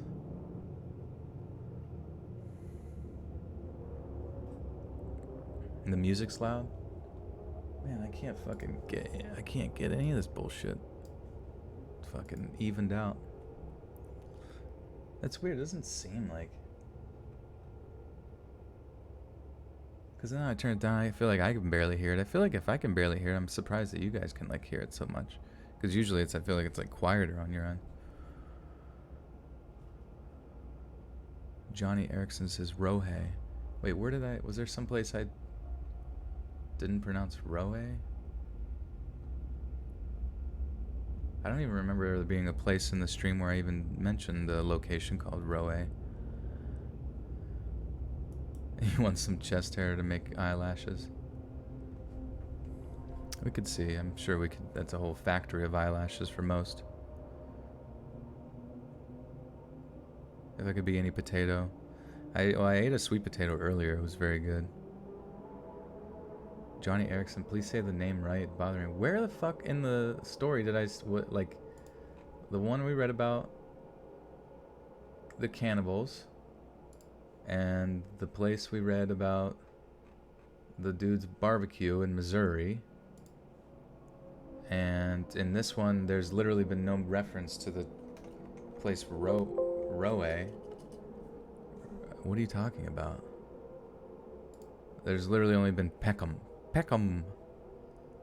No fucking clue what Roe is. Where the fuck was I? At first I thought the guy up there was just watching a horror movie or something. I was exhausted during lectures the next day to the point where my mates asked me if I was okay. I was supposedly shaking for fear. Alright, we'll start there. Sometimes I feel like the chat's like he must be in the future. Maybe there's a place called Rohe. I have no idea where Rohe is, bro.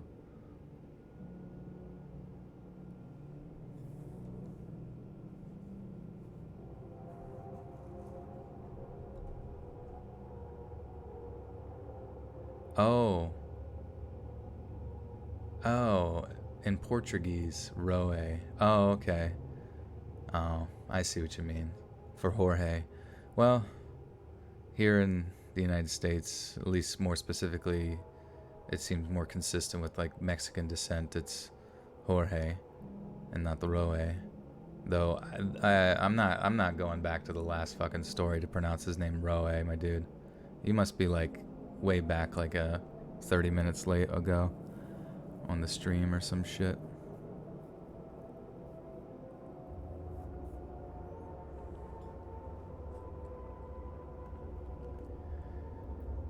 They were utterly blood-curdling. The kind of screams you only get out of someone when they know they're about to die. I was positively shaking with fear by the time I heard the door begin to unlock, and when it opened, what I saw was more unnerving than I could possibly imagine. The weird blonde guy that I had seen looking down the stairwell at me just a week or so before, well, I assume it was him anyway, was wearing a mask, one that I find hard to describe when I think about it. It was made of varnished wood. I know that, and it looked kind of like a death mask, like the cast of a person's face that they made when they're recently...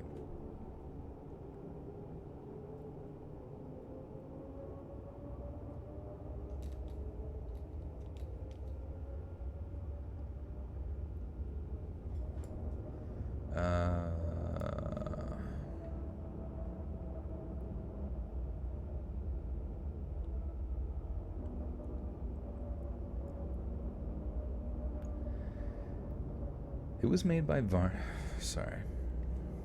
My eyes are like burning, dude. Fucking awake way too long. It was made of varnished wood. I know that. And it looked kind of like a death mask, like the cast of a person's face that's made when they've recently passed away. Only there was something horribly, horribly wrong with this mask. Something that I sound deeply unnerving. It was that Listen. Hey, listen from the Buttertuber with a 20 says, watching this during my night shift. Love your scary stories. Thank you, Buttertuber, for the 20. I appreciate that. Nice. I used to work a lot of night shift many moons ago, so I hope you were doing well. Who farted in my eyes? I guess a ghost. His music do be creepy, though.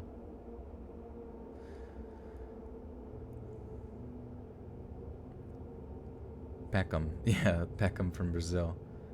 I think the guy was just stuck on the last story for some reason. Sometimes people comment shit and I'm like, that happened like 20 minutes ago. What the fuck are we talking about? But then I don't know. Like, I think with YouTube's like VOD system, it's like I don't know what the fuck. It's just weird. The chat's like in the future, but then the videos in the past and blah, blah, blah. Yeah, thank you again, Butter, for the 20. I appreciate that. Only there was something horribly... Okay. Hey, nice night, Yana. Have a good one. Only there was something horribly, horribly wrong with this mask. Something that sounds deeply unnerving. It was misshapen, warped, with indistinguishable words or symbols carved into it. But that's not what really freaked me out. because when he opened the door, he was also completely and utterly stark naked. I remember backing up on the spot, putting a bit of a distance between myself and the masked man before I asked him, in the politest way imaginable, if he would be so kind as to turn the music down just a little bit. He didn't even move. He didn't speak. He just stood there, staring back at me from the eye slits that had been cut into the mask. I just kept backing up, shifting my tone for polite requests to outright apologetic that I'd been so wait, what?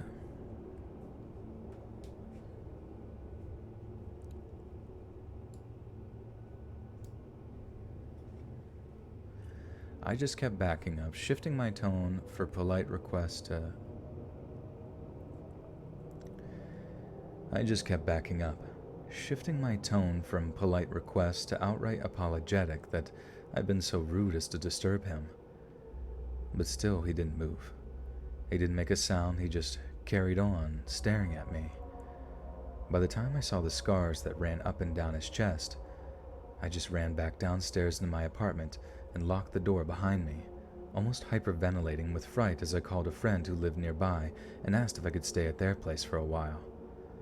They were curious as to why I was so upset, and especially as to why I suddenly didn't want to stay at the flat that I'd previously been so made up with. But once I explained, they invited me around immediately and told me to stay as long as I wanted. From there, I contacted the police and made an indecent exposure complaint, but the officer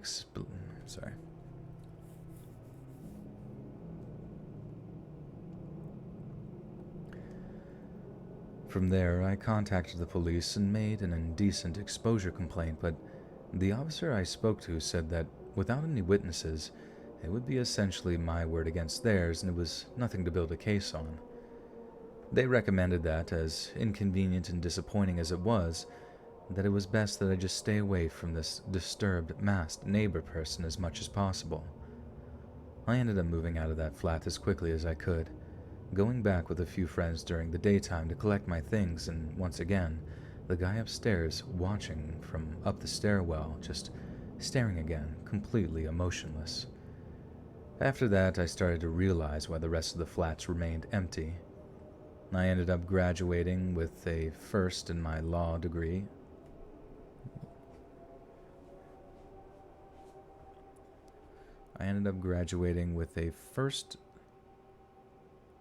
Is that a thing? A first in my law degree?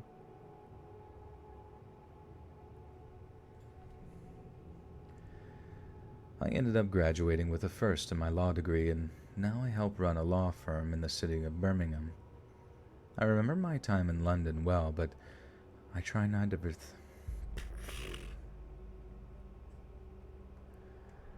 I remember my time in London well, but I tried never to think about that empty apartment building, ever, again. First class honors, with a law degree.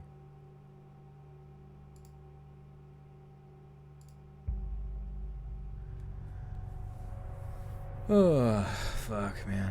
Let's read, you cheese hog. I know, dude. I'm tired tonight. That's kind of why I've been doing early streams. I'm just like fucking bonked out, dude. And there's Pradeep, right on time.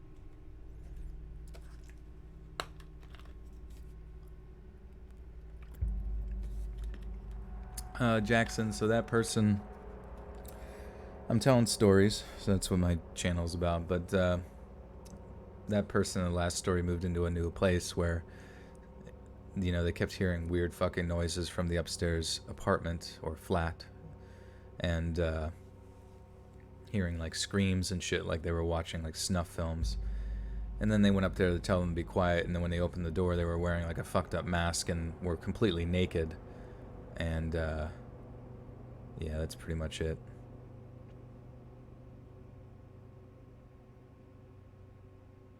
So why was I eating at 9 p.m.? Well, I just got done working out at like 8, and I gotta eat something.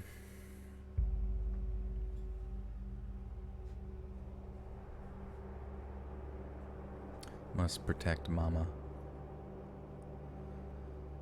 Also, yeah, I don't know. My sleep schedule is not as fucked up as it was before, where I was like up till 4 or 6. So I'm just off me rocker again. I was gonna stream earlier. I should have did it earlier, honestly. It's whatever. 6 more likes to 300. Oh shit.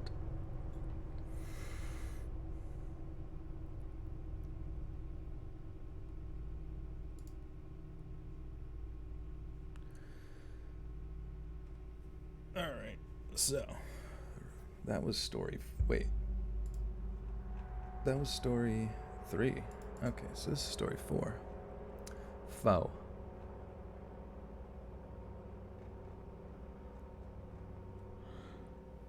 Oh my god.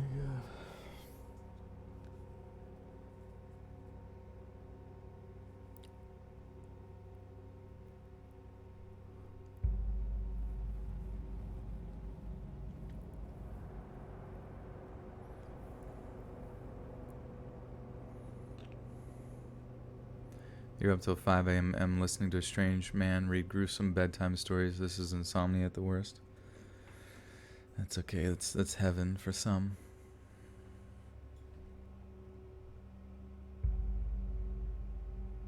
Get it to 1,000? I think we can do it. 800 is pretty sick. It's a pretty number.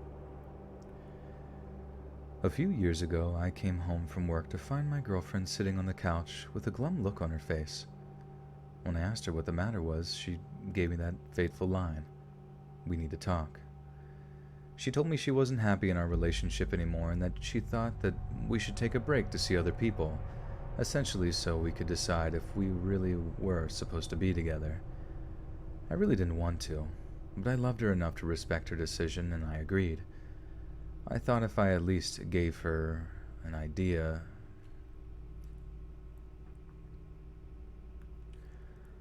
a try, I'd eventually win her back, but a few weeks later our relationship was well and truly over, and I had to move out of the apartment that we shared. Since it was technically our first apartment together, obviously I had to find a new place to live, and fast. So I decided... oh, my brain's starting to break. This is like the longest fucking sentence of all time.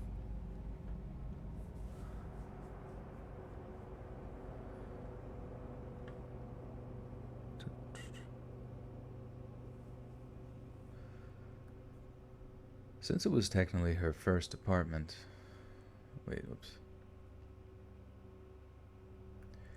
Since it was technically her apartment first, obviously I had to find a new place to live, and fast. So I definitely didn't take all the time I should have to find somewhere decent, and I ended up paying for it pretty badly. The place I ended up renting was a one-room studio apartment in a building that straight up looked like a haunted house. I mean, that probably should have been a warning right there, but it was cheap, available, and the landlord only wanted a month's rent.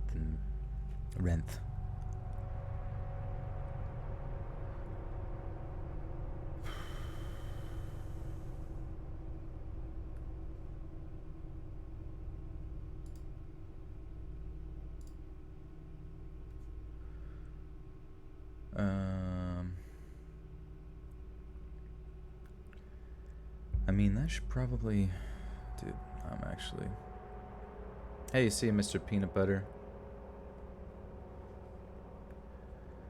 I mean, that probably should have been a warning right there, but it was cheap, available, and the landlord only wanted a month's rent in advance to exchange for the keys.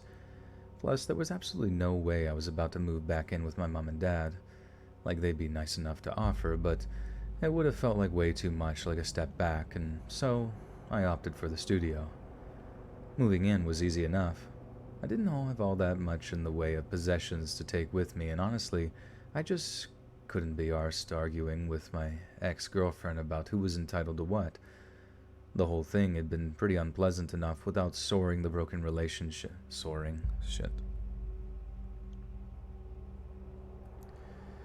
Moving in was easy enough. I didn't have all... Jesus fucking Christ. Ugh.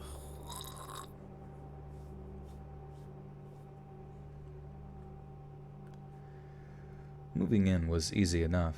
I didn't have all that much in the way of possessions to take with me, and honestly, I just couldn't be bothered arguing with my then ex-girlfriend about who was entitled to what.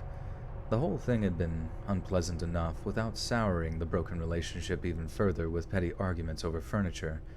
Besides, as long as I had my Xbox and my 4K telly, I'd be happy enough. So the day after I move in, I knock at the flat across the hall from me to introduce myself to my neighbor. There was this thumping bass beat coming from the other side, so I knew someone was home. But when they answered, I was pretty shocked at how frank and unfriendly they were. The guy was quite young, with thick, dark beard and a Cockney accent, and he didn't open the door the whole way. He just opened like a little crack before peering out. I introduced myself, told him I moved in across the hallway from him, and added that if he ever needed to borrow a cup of sugar or anything, he knew where to find me. But all I got in return was this cold, nervous stare. I figured I might have interrupted him in something, so I apologized and added that my name was Ollie. He replied, telling me his name was Jack.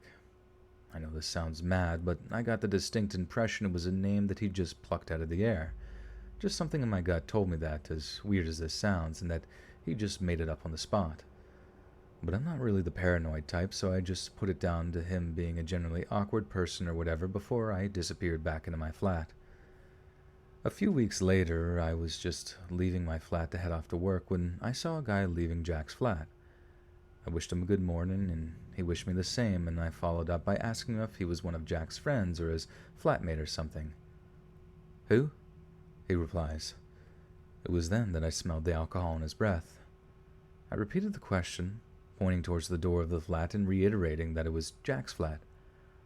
Yeah, I'm Jack's mate," he said, before continuing down the stairs and out the front door. Now this one I definitely knew was a lie, and it was that which clued me into the fact that the original guy had been lying to me too. Something weird was going on with that flat, but just exactly what it was I couldn't possibly imagine at that stage. So, this keeps happening for about a fortnight longer, with me catching different people going in and out of the flat across the hallway at all hours of the night. So when the landlord calls to pick up the next month's rent, I bring up the tenants from across the hall and ask him exactly who it is that lives there. He racks his brain for a moment, finally coming up with the name Stephen as the name of the tenant, adding that he's the best tenant he's ever had, how there are no noise complaints, how he always pays the rent on time and on the first day of every month via a direct debit deposit into his bank account. I was on the verge of telling him all about the different people I'd seen, but it wasn't really any of my business, was it? I mean, yeah, it was probably something a bit dodgy going on over there, but as long as no one was getting hurt, what did it have to do with me? I'm not a grass, so I've never been. It's just not my nature, so I kept my gob shut, even though in time I'd really, really wish that I hadn't. About a week later, I was asleep in bed when...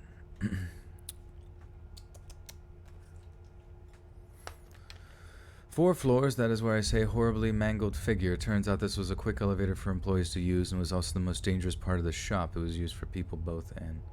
What are you talking about, Andrew? What you on about, chap?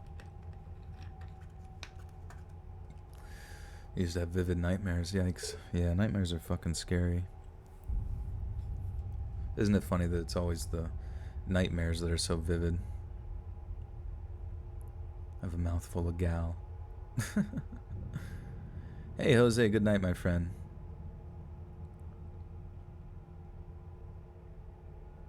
Oh yeah, there won't be a Sunday stream because Monday is a podcast day, which is a compilation day, which is once a month, as always, if you guys have been keeping up with the page.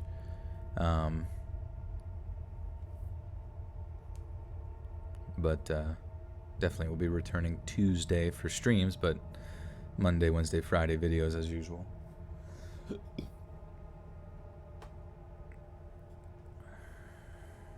Jackson used to live in a haunted house, huh? Sam, all my dreams are vivid and they always disturbing, even not scary by nature. Yeah. Your name's like Yana. Oh, okay. Sorry about that. Yeah, where's Jesus and the devil again? I have a podcast, you like your voice? Yeah, I mean, it's basically the same content, but just like put over on Spotify and Apple Podcasts and all the major podcasting and stuff. But it's basically like compilations of previous audio, but longer versions of that, and then it also like promote the podcast and that kind of thing. Actually, as far as like the future of the channel goes, I feel like the podcast is where I'm excited to see the most growth, because I feel like with podcasting you have a lot more freedom as far as like maintaining a future business as you do on YouTube, where YouTube just is like really fucking weird. Like out of nowhere they're just like, all right, fuck you guys, anybody who's audio based can burn in hell. Oh yeah, I'm just drinking water. Drinking Snapple. I don't even know they still make Snapple.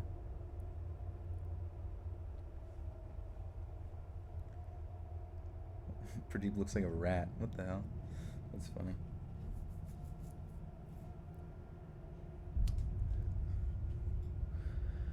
Alright, where the hell was it? About a week later I was asleep. Oh, fuck, man. Holy shit.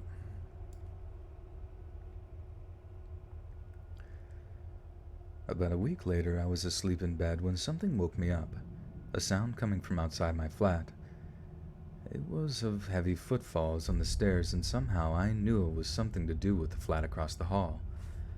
As I lay there, all blurry-eyed, I finally decided that I was going to put a complaint into the landlord, but was nearly scared out of my skin as when I heard a series of loud bangs on the front of my flat.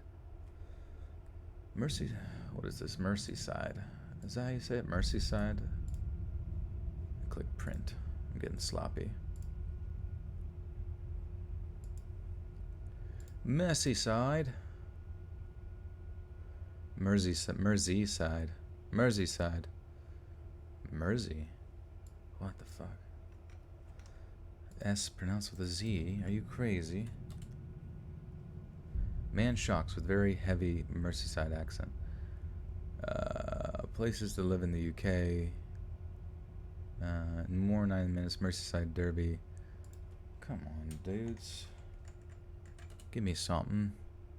Joel's a zombie. I do feel like a zombie right now. Merseyside. Oh my god.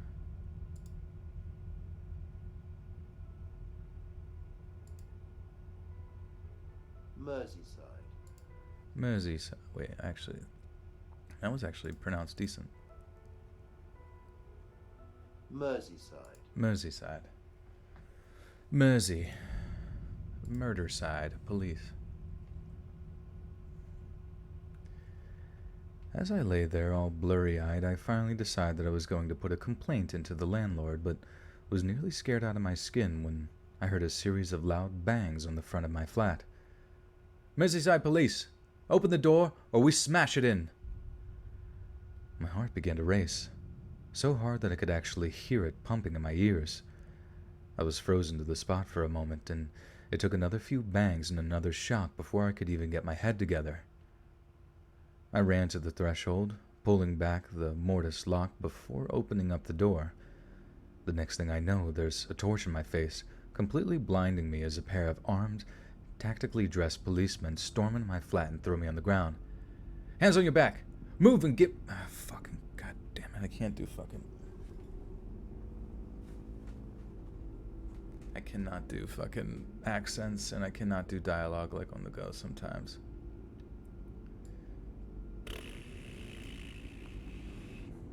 Robots hate him. Alright, let me let this cat out. Come on.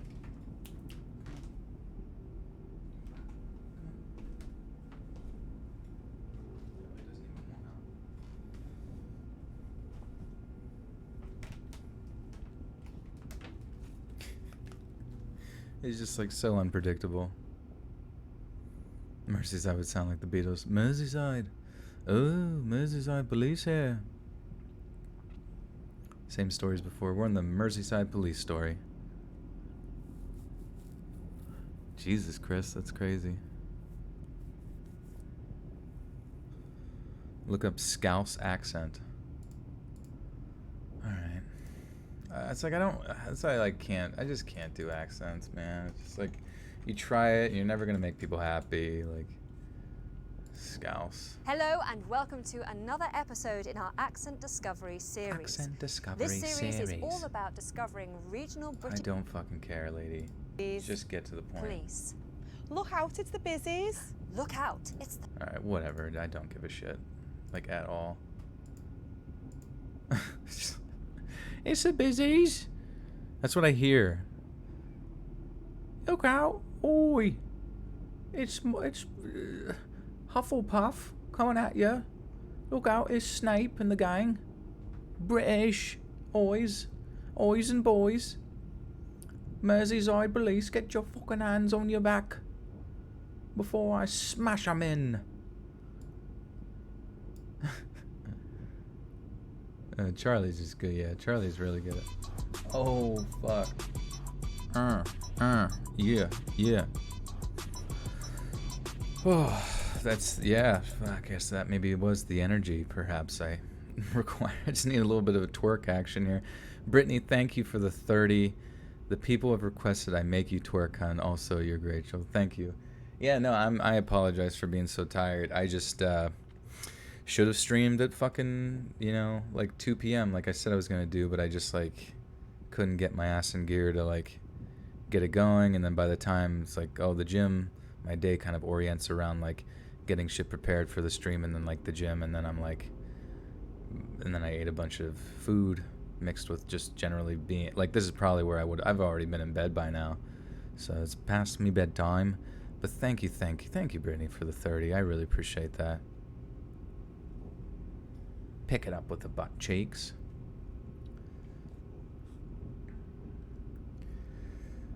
The next thing I know, there's a torch in my face, completely blinding me as a pair of armed, tactically dressed policemen storm in my flat and throw me to the ground.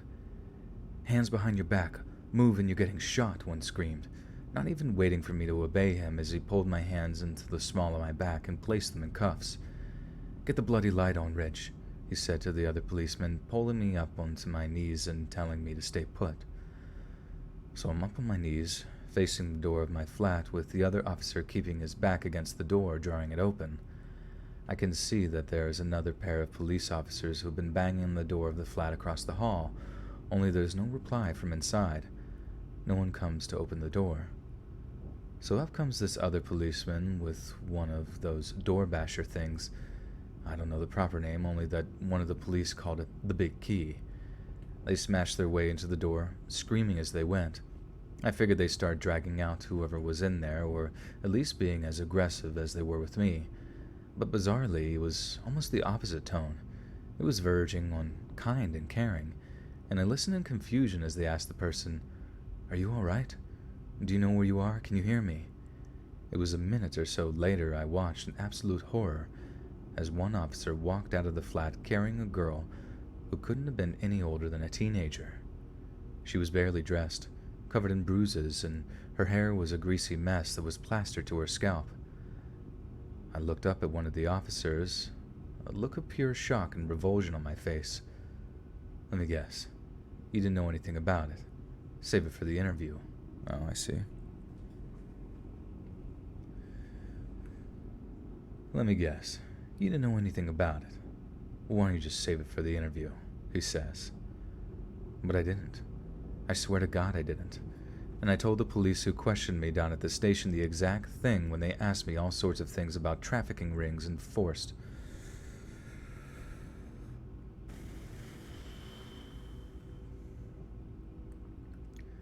But I didn't. I swear to God I didn't. And I told the police who questioned me down at the station the exact thing when they asked me all sorts of things about human trafficking rings.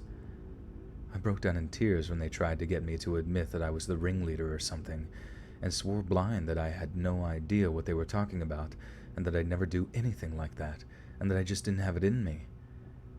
Eventually, they let me go, satisfied that I didn't have anything to do with it, but I was horrified that something like that couldn't have been going on right under my nose, that I'd smiled and joked with some of the scumbags that I'd frequented that flat, completely unaware of the hellishly cruel things they'd been getting up to inside of it.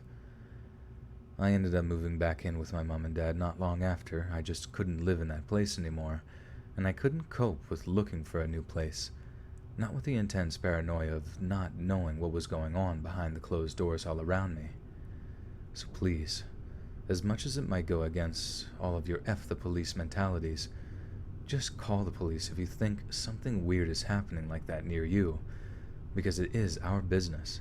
It's all of our business, and that decision might be the difference between someone's freedom and an existence of pure torture.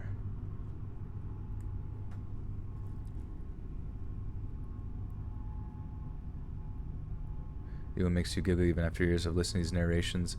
When a deep voice says, I'm a 16-year-old girl. Yeah, I had like a meme of me on the Discord where it was just like a picture of, my face, but it said, I'm a 14-year-old girl.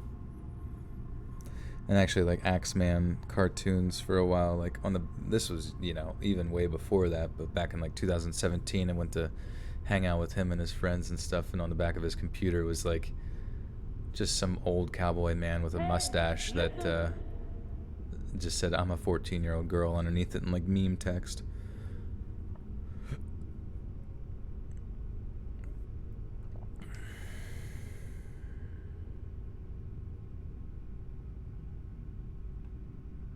Cam with the 2 says, hello, sorry I had to give up my subscription. Oh, that's okay, Cam. No problem, my friend. You guys always take care of yourself first, you know what I mean? Like, this is all just like auxiliary side fun, definitely not essential to anyone's life, so no worries, my friend. Just thank you so much for the 2, though. I appreciate that. And thank you for your time as a member of the Buttersock cult. Even though I still consider you one, Jeez. Okay, 2 more stories here, me friends. These ones actually aren't too bad. Jesus has arrived. Has he brought his devil brother? Oh. Jesus, Lord, give me your energy.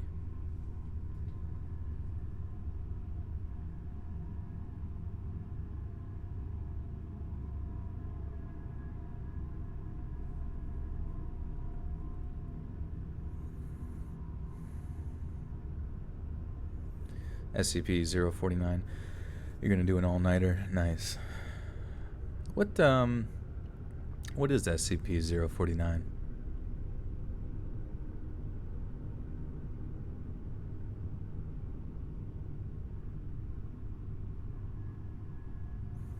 Yeah, I saw people saw Twitter was trending something about some creepy show on Netflix or something like that.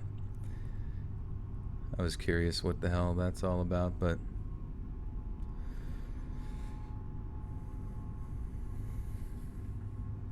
alright, me friends. This one should be interesting here. Back when I was a kid, my family and I lived in this super religious neighborhood out in Utah. I know the main reason we moved out there was for peace of mind and security, since although our family wasn't hugely religious, we still went to church on Sundays and stuff like that. We figured that it would be a nice place to live since all the neighbors would be super Christian and whatnot. I mean, they were. Everybody was super friendly, but certain people were really, really weird. Like the neighbor that lived on the right side of us, their whole family seemed really wholesome, and I suppose they were in many ways, but in others, they were just downright creepy and frightening. So, take the first time they came over to visit after we moved in. Their whole family came over for dinner, and everything is going really well, despite the fact that we could barely talk to the neighbors' kids. They didn't have a TV over there, so half of the things me and my sister referenced just went right over their heads. But like I said, they were still super nice, and you don't need a TV to be able to have fun on a trampoline. Anyways, right in the middle of dinner, as the grown-ups were chatting away and were all tucking into the homemade lasagna. Lasagna.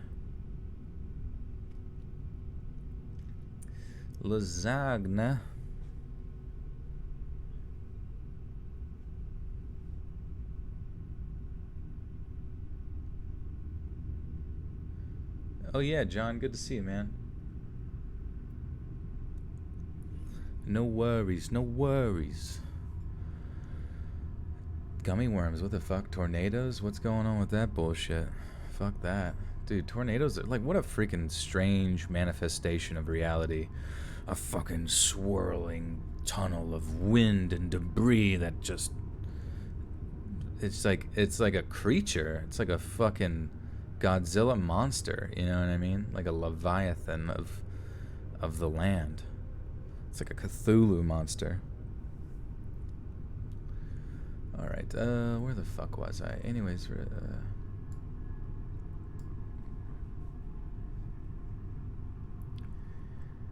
Anyway, right in the middle of dinner, as the grown-ups are chatting away and we're all tucking into the homemade lasagna my mom had made, one of the kids starts babbling about something. Like I thought they were about to have a fit or something. They came out with this long stream of nonsense words. Not like fuck. Not like in another language or whatever. They were just saying one big long word really fast. I remember my dad gets up from the table, about to grab a pen or something just in the case the... Jesus fucking Christ. My brain just is like so fucked. I remember my dad gets up from the table, about to grab a pen or something just in case the kid is having an epileptic fit, and starts asking the neighbor's dad, "Is your kid okay?" I don't blame him either. The kid's face was all screwed up, and it did look like they were in some measure of pain. But instead of getting up to check on the kid, the neighbor's mom clasps her hands together like she's all proud, while the dad raised his hands to the ceiling and starts saying things like, praise be to God, for we are blessed." Then he starts explaining to us that the kid talked in tongues sometimes, how they were often possessed by the Holy Spirit, and spoke the pure language of the seraphim. I just remember being completely and utterly freaked out, like I'd never seen anything like that in my young life. Then another time, I got up one morning and headed into the bathroom to brush my teeth.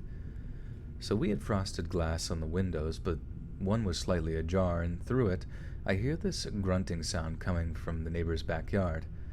I push the window open slightly and then freak out at what I see.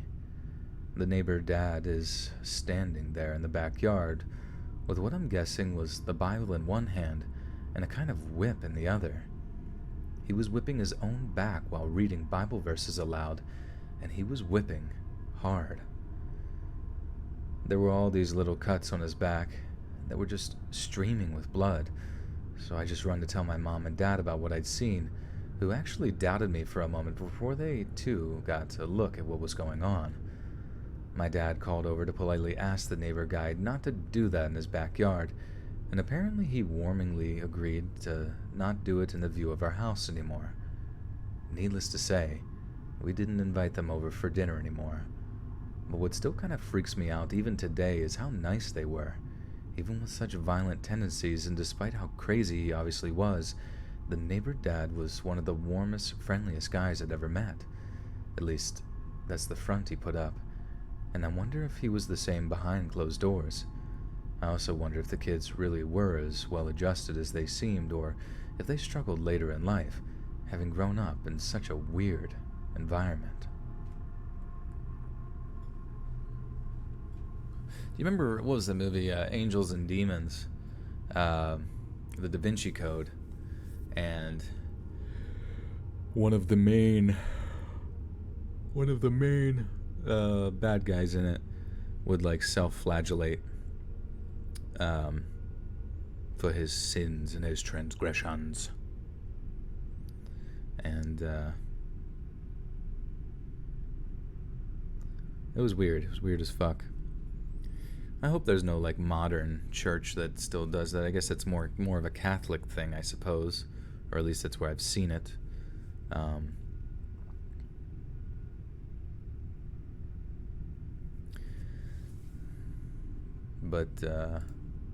then in one of my favorite movies, the Fountain, you know, it's the Spanish, I don't know, was it the Spanish Inquisition or something like that, the conquistadors or something. They were taking over parts of Spain, and you know, he was fighting for his queen, sort of like a civil war type thing, but he had the church on his side, the evil guy, and he was like part of a church, and one of the things he was doing was like a sort of a self-flagellation type thing. He'd auto-flagellate, yeah.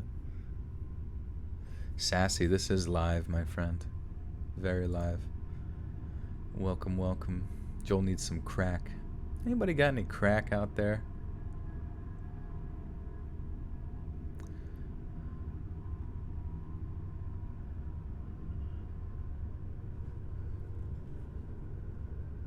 Christ was not in the entire Bible. Oh, I think, yeah, that's like a full-on theological discussion about like the allusion, not the illusion, but the allusion, like alluding to the concept or of like Christ, the character of Christ existing within like Old Testament texts and stuff like that. I forget what was the one. There was like one character that showed up that they said was like him, but like in sort of a angelic form or something before manifesting into the form of Christ in the later. And I'm just talking from a solely like literary standpoint, you know what I mean? Just because I'm relatively familiar with most of it. Someone, yeah, isn't it kind of funny? Someone watching the stream is probably doing some crack right now, and if you're doing some crack, just so you know, crack is whack, and you should do something else. Go help people. Apparently, if you want to overcome addiction, I was told the number one way to overcome addiction is... Oh, you're referring to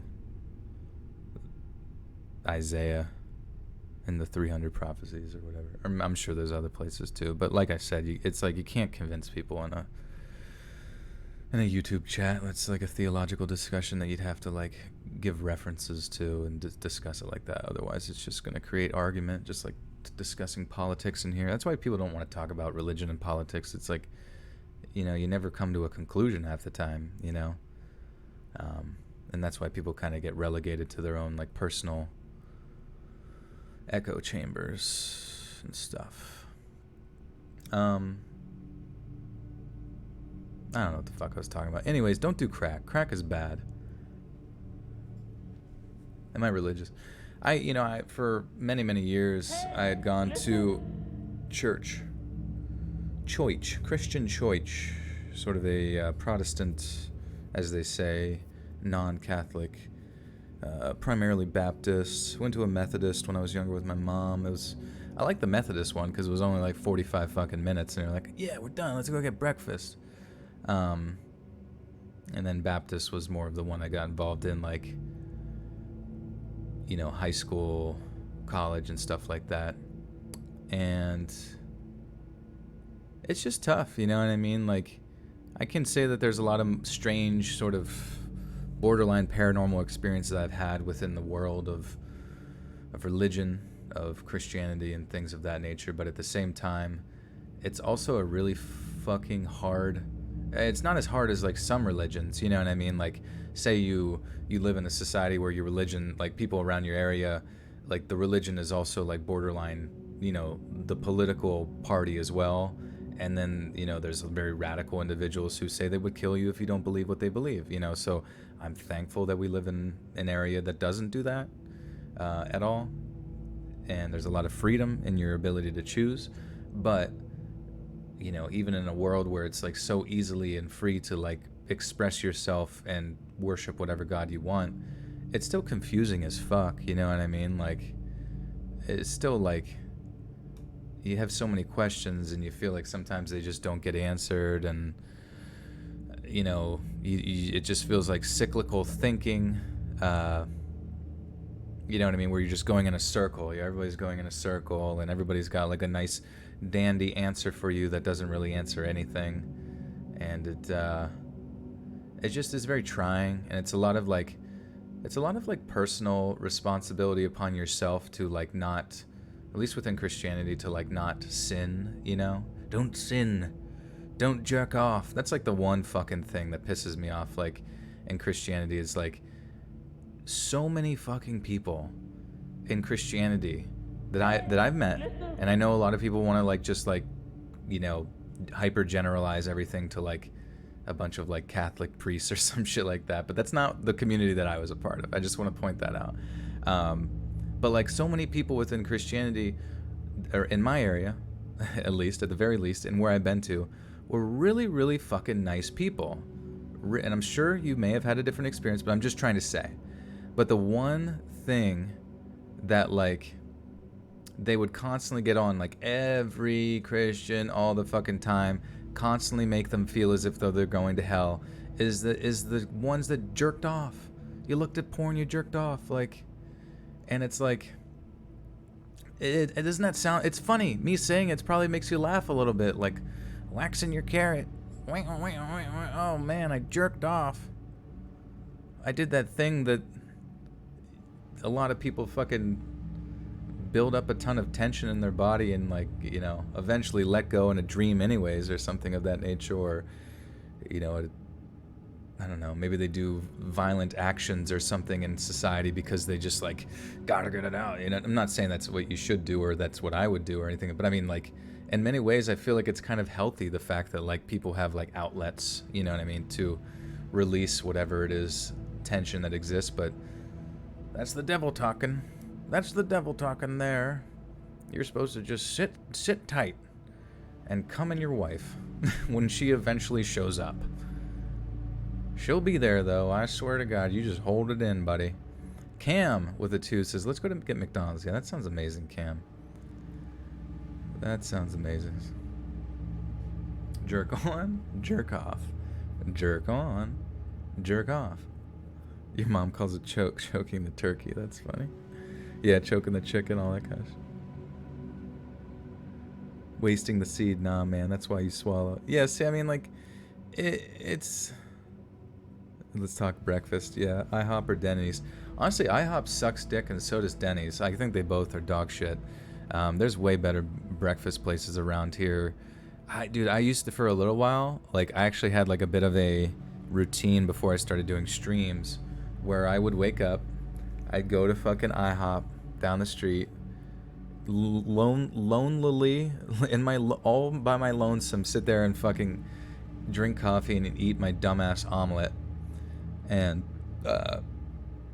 I think I tweeted, sorry, I got like acid reflux or something. I think I tweeted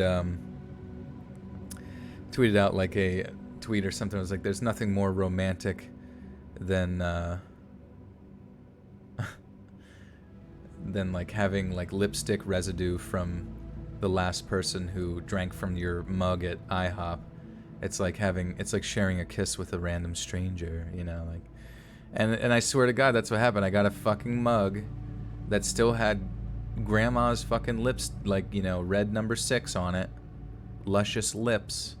Just lingering. And I'm like, these motherfuckers got, like, industrial washers back there, and they can't get rid of this caked on bullshit.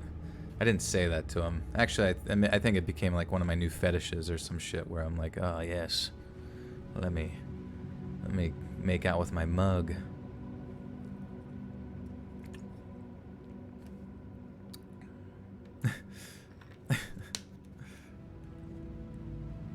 You want vegetarian fried chicken covered in buffalo sauce? What the fuck is vegetarian fried chicken? That's an oxymoron, my friend.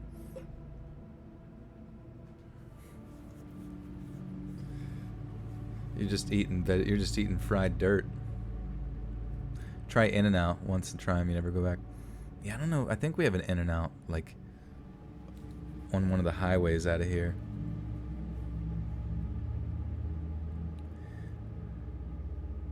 La Mierde, IHOP, y Denny's. Dude, they're both shit, dude. Don't even argue. Like, they're just like made specifically for being wasted at 4 a.m. and you were like just sober enough to drive your friends there.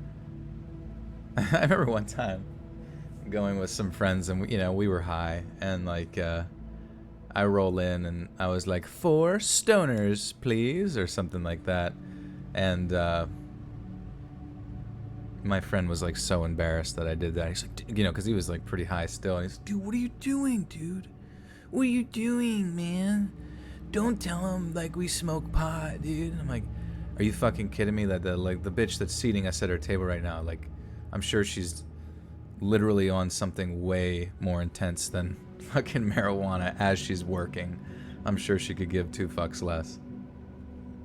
Which is probably true, because ever since I've gone to like the service at IHOP is such poop. Is such poop.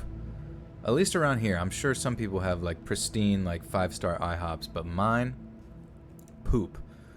Poop stars out of 5. That's what you get.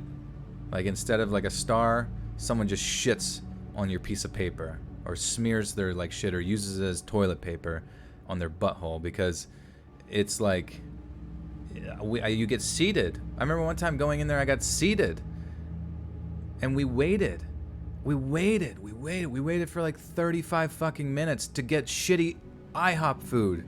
Imagine waiting at all to eat food at IHOP, you know? That shit should just be like, there should be a person that comes around your house like, hey, we're from IHOP, like, no one wants to eat our food, would you like it for free? And you're like, Jesus Christ, alright, just give it to me, because you're like, don't want to cook or some shit, you know what I mean? Scary IHOP stories. A regular free pancake.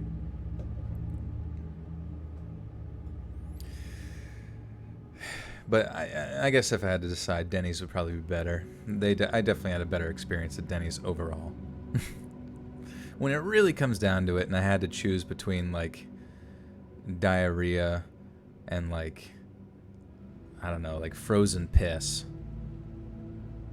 I'd have to pick the frozen piss, just because of the potential of consuming that as like a less potential for infection, you know what I mean?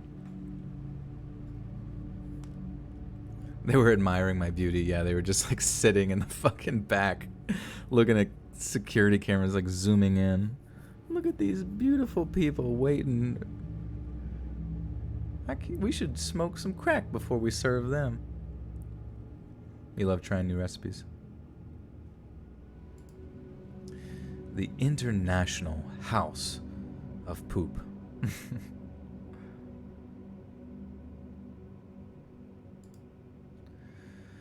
Alrighty, my friends. Let's bang out this last story, shall we? Enough talking about filth. I've got a filthy mind. I'm full of filth, florin filth. Subway is automatic diarrhea. Remember the day whenever like Subway had the public perception of being like relatively healthy for you? Until they're like, oh, maybe like cheesy bread. A foot-long cheesy bread isn't like, you know, the best alternative option for losing weight. But you gotta, but the big, what the fuck was his name? Jack? What was his name? Jeff from Subway guy? What was Subway guy's name? The big Jared. Jesus Christ. Pedophile Jared. Look how much pedophile Jared lost. He lost over 900 pounds from eating fucking cheesy bread footlongs. Cam with the $2 says my parents go to Red Robin's. That's frozen pie. Frozen pie. Yeah, Red Robin's. It is cute, like, I don't know, couples that like make a day of like going to like a shitty restaurant, or not a day of it, but like consistently going there all the time. I mean, it's cute because like my roommate like always talks about his grandmother going to my grandmother, or his grandmother, sorry, like going to with her friends to like the local McDonald's and getting like iced teas and shit and just bullshitting with each other and gossiping old people talk for a while. Cody with the 5 says Whataburger is better than In-N-Out. Oh shit, them's fighting words, my dog. Not by me, but I assume someone in here would want to fight eventually. Did they leave the pedo part out in the commercial? I figured they would at least have to disclose that. He's actually directing the new Netflix show, or whatever the fuck that was about. Directed by Jared Fogle. Free Jared. Jesus Christ. You guys are nuts. I mean, I guess I shouldn't, like, I don't know what the fuck happened. I'm kind of like speaking from like the mob mentality, you know what I mean? So I wasn't in his court case or anything, but I guess we could look up the court documents. Jesus, cheese dog, you're saying naughty things. Stop saying that. Shake Shack.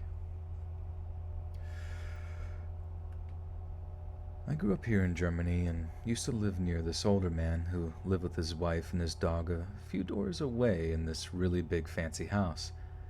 His wife was considerably more sociable than he was, and the man himself seemed very antisocial and grumpy, and very rarely did he actually talk to any of us neighbor folk. There really didn't seem to be anything wrong with either of them, just your average childless married couple. One morning I left my house at the usual time to catch the bus to school. Our suburban street was relatively quiet, and normally there wasn't much going on. It was generally a pretty boring place to grow up. But that particular morning was a little bit different. A few of our neighbors were standing out in the street, and I'm pretty sure I heard some of them talking about how something was wrong with the other guy in the big house, but exactly what that was, I had no idea. So I went off to school and didn't think much about it. But when the school day ended and I headed home, I saw that the whole street was cordoned. Cordoned? Is that a thing?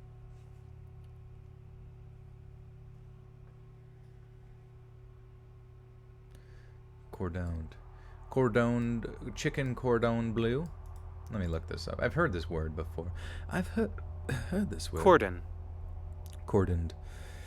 Prevent access to or from an area or building by surrounding it with police or other guards. Cool. That's neat. He pled guilty and was sentenced to 15 years with a minimum of 13 in federal prison. Yikes. Yikers. Yikes. Jared, what are you doing? Naughty shit. Fucking creep. Alright, anyways.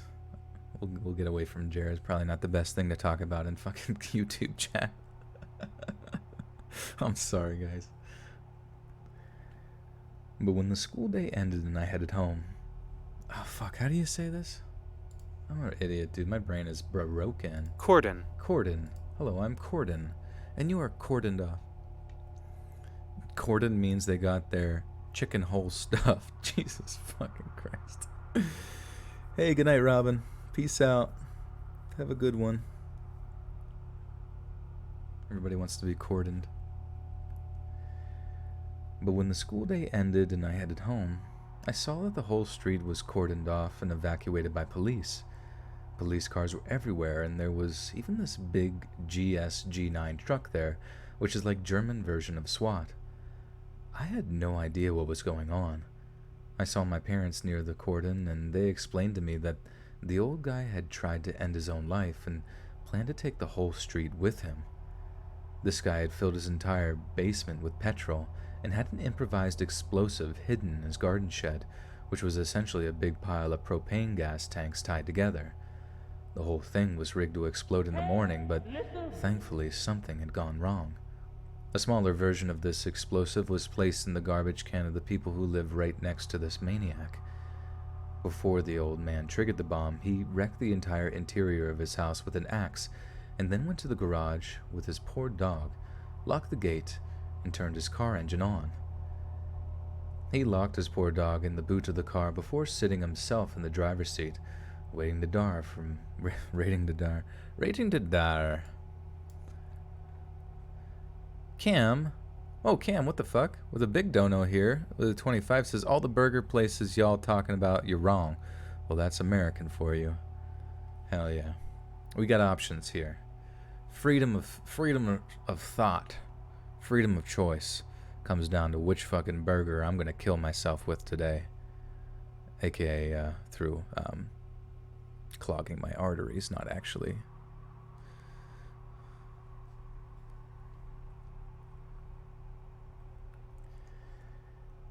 He locked his poor dog in the boot of the car before sitting himself in the driver's seat, waiting to die from carbon monoxide asphyxiation because he was too cowardly to wait to be blown up by the bomb himself. Luckily, the plan didn't work out, because the neighbor heard the car engine and became suspicious. He looked through the garage window and at first thought the man had a heart attack, so he broke the window and entered only to see the man more or less conscious in his car. Then he noticed the distinctive smell of petrol. He broke the door to enter the house and discovered the mess the old guy created. The neighbor immediately called the cops and a bomb squad took care of the explosive just in time.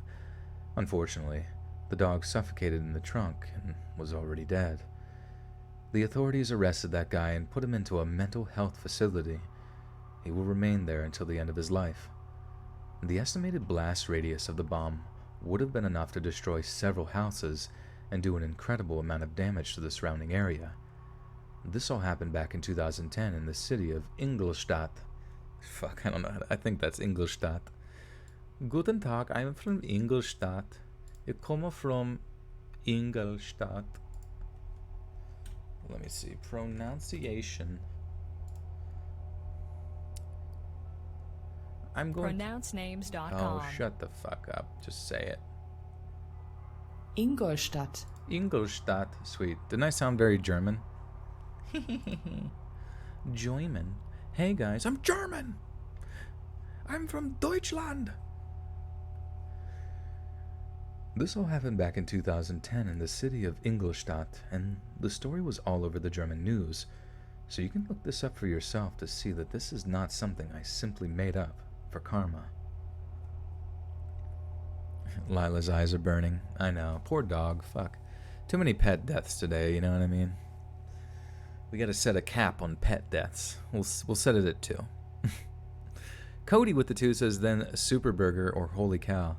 Holly Cow. I've never heard of those places. Those must be local or some shit. Have you had Five Guys? It's pretty tasty. Brat und Wasser. Wow, I don't know bread and water in German. Lamau. Hannah, you don't know who Jared is?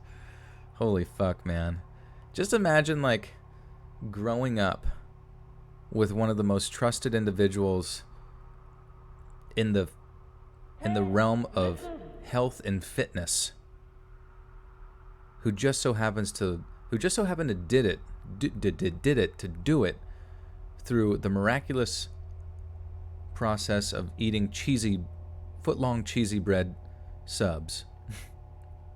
And then one day, you suddenly find out, after seeing his face on your boob tube for years on end, kind of getting a little butterfly sensation in your tum-tum, and then suddenly one day you find out that he was a goddamn diddler. And, you kind of knew it the whole time. You're kind of just like, it seems that way. But you didn't want to say it because he really did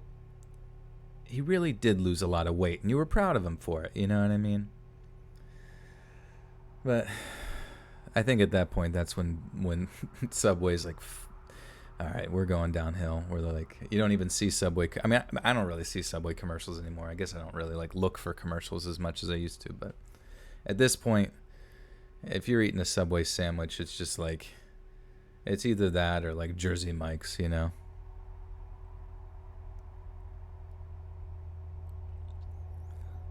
know what you're getting into when you just shove a bunch of bread and meat and mayonnaise in your mouth, You're uneducated. You uncultured swine. You don't know about the famous pedophile that lost 300 pounds from eating Subway subs. How dareth? How absolutely dare you?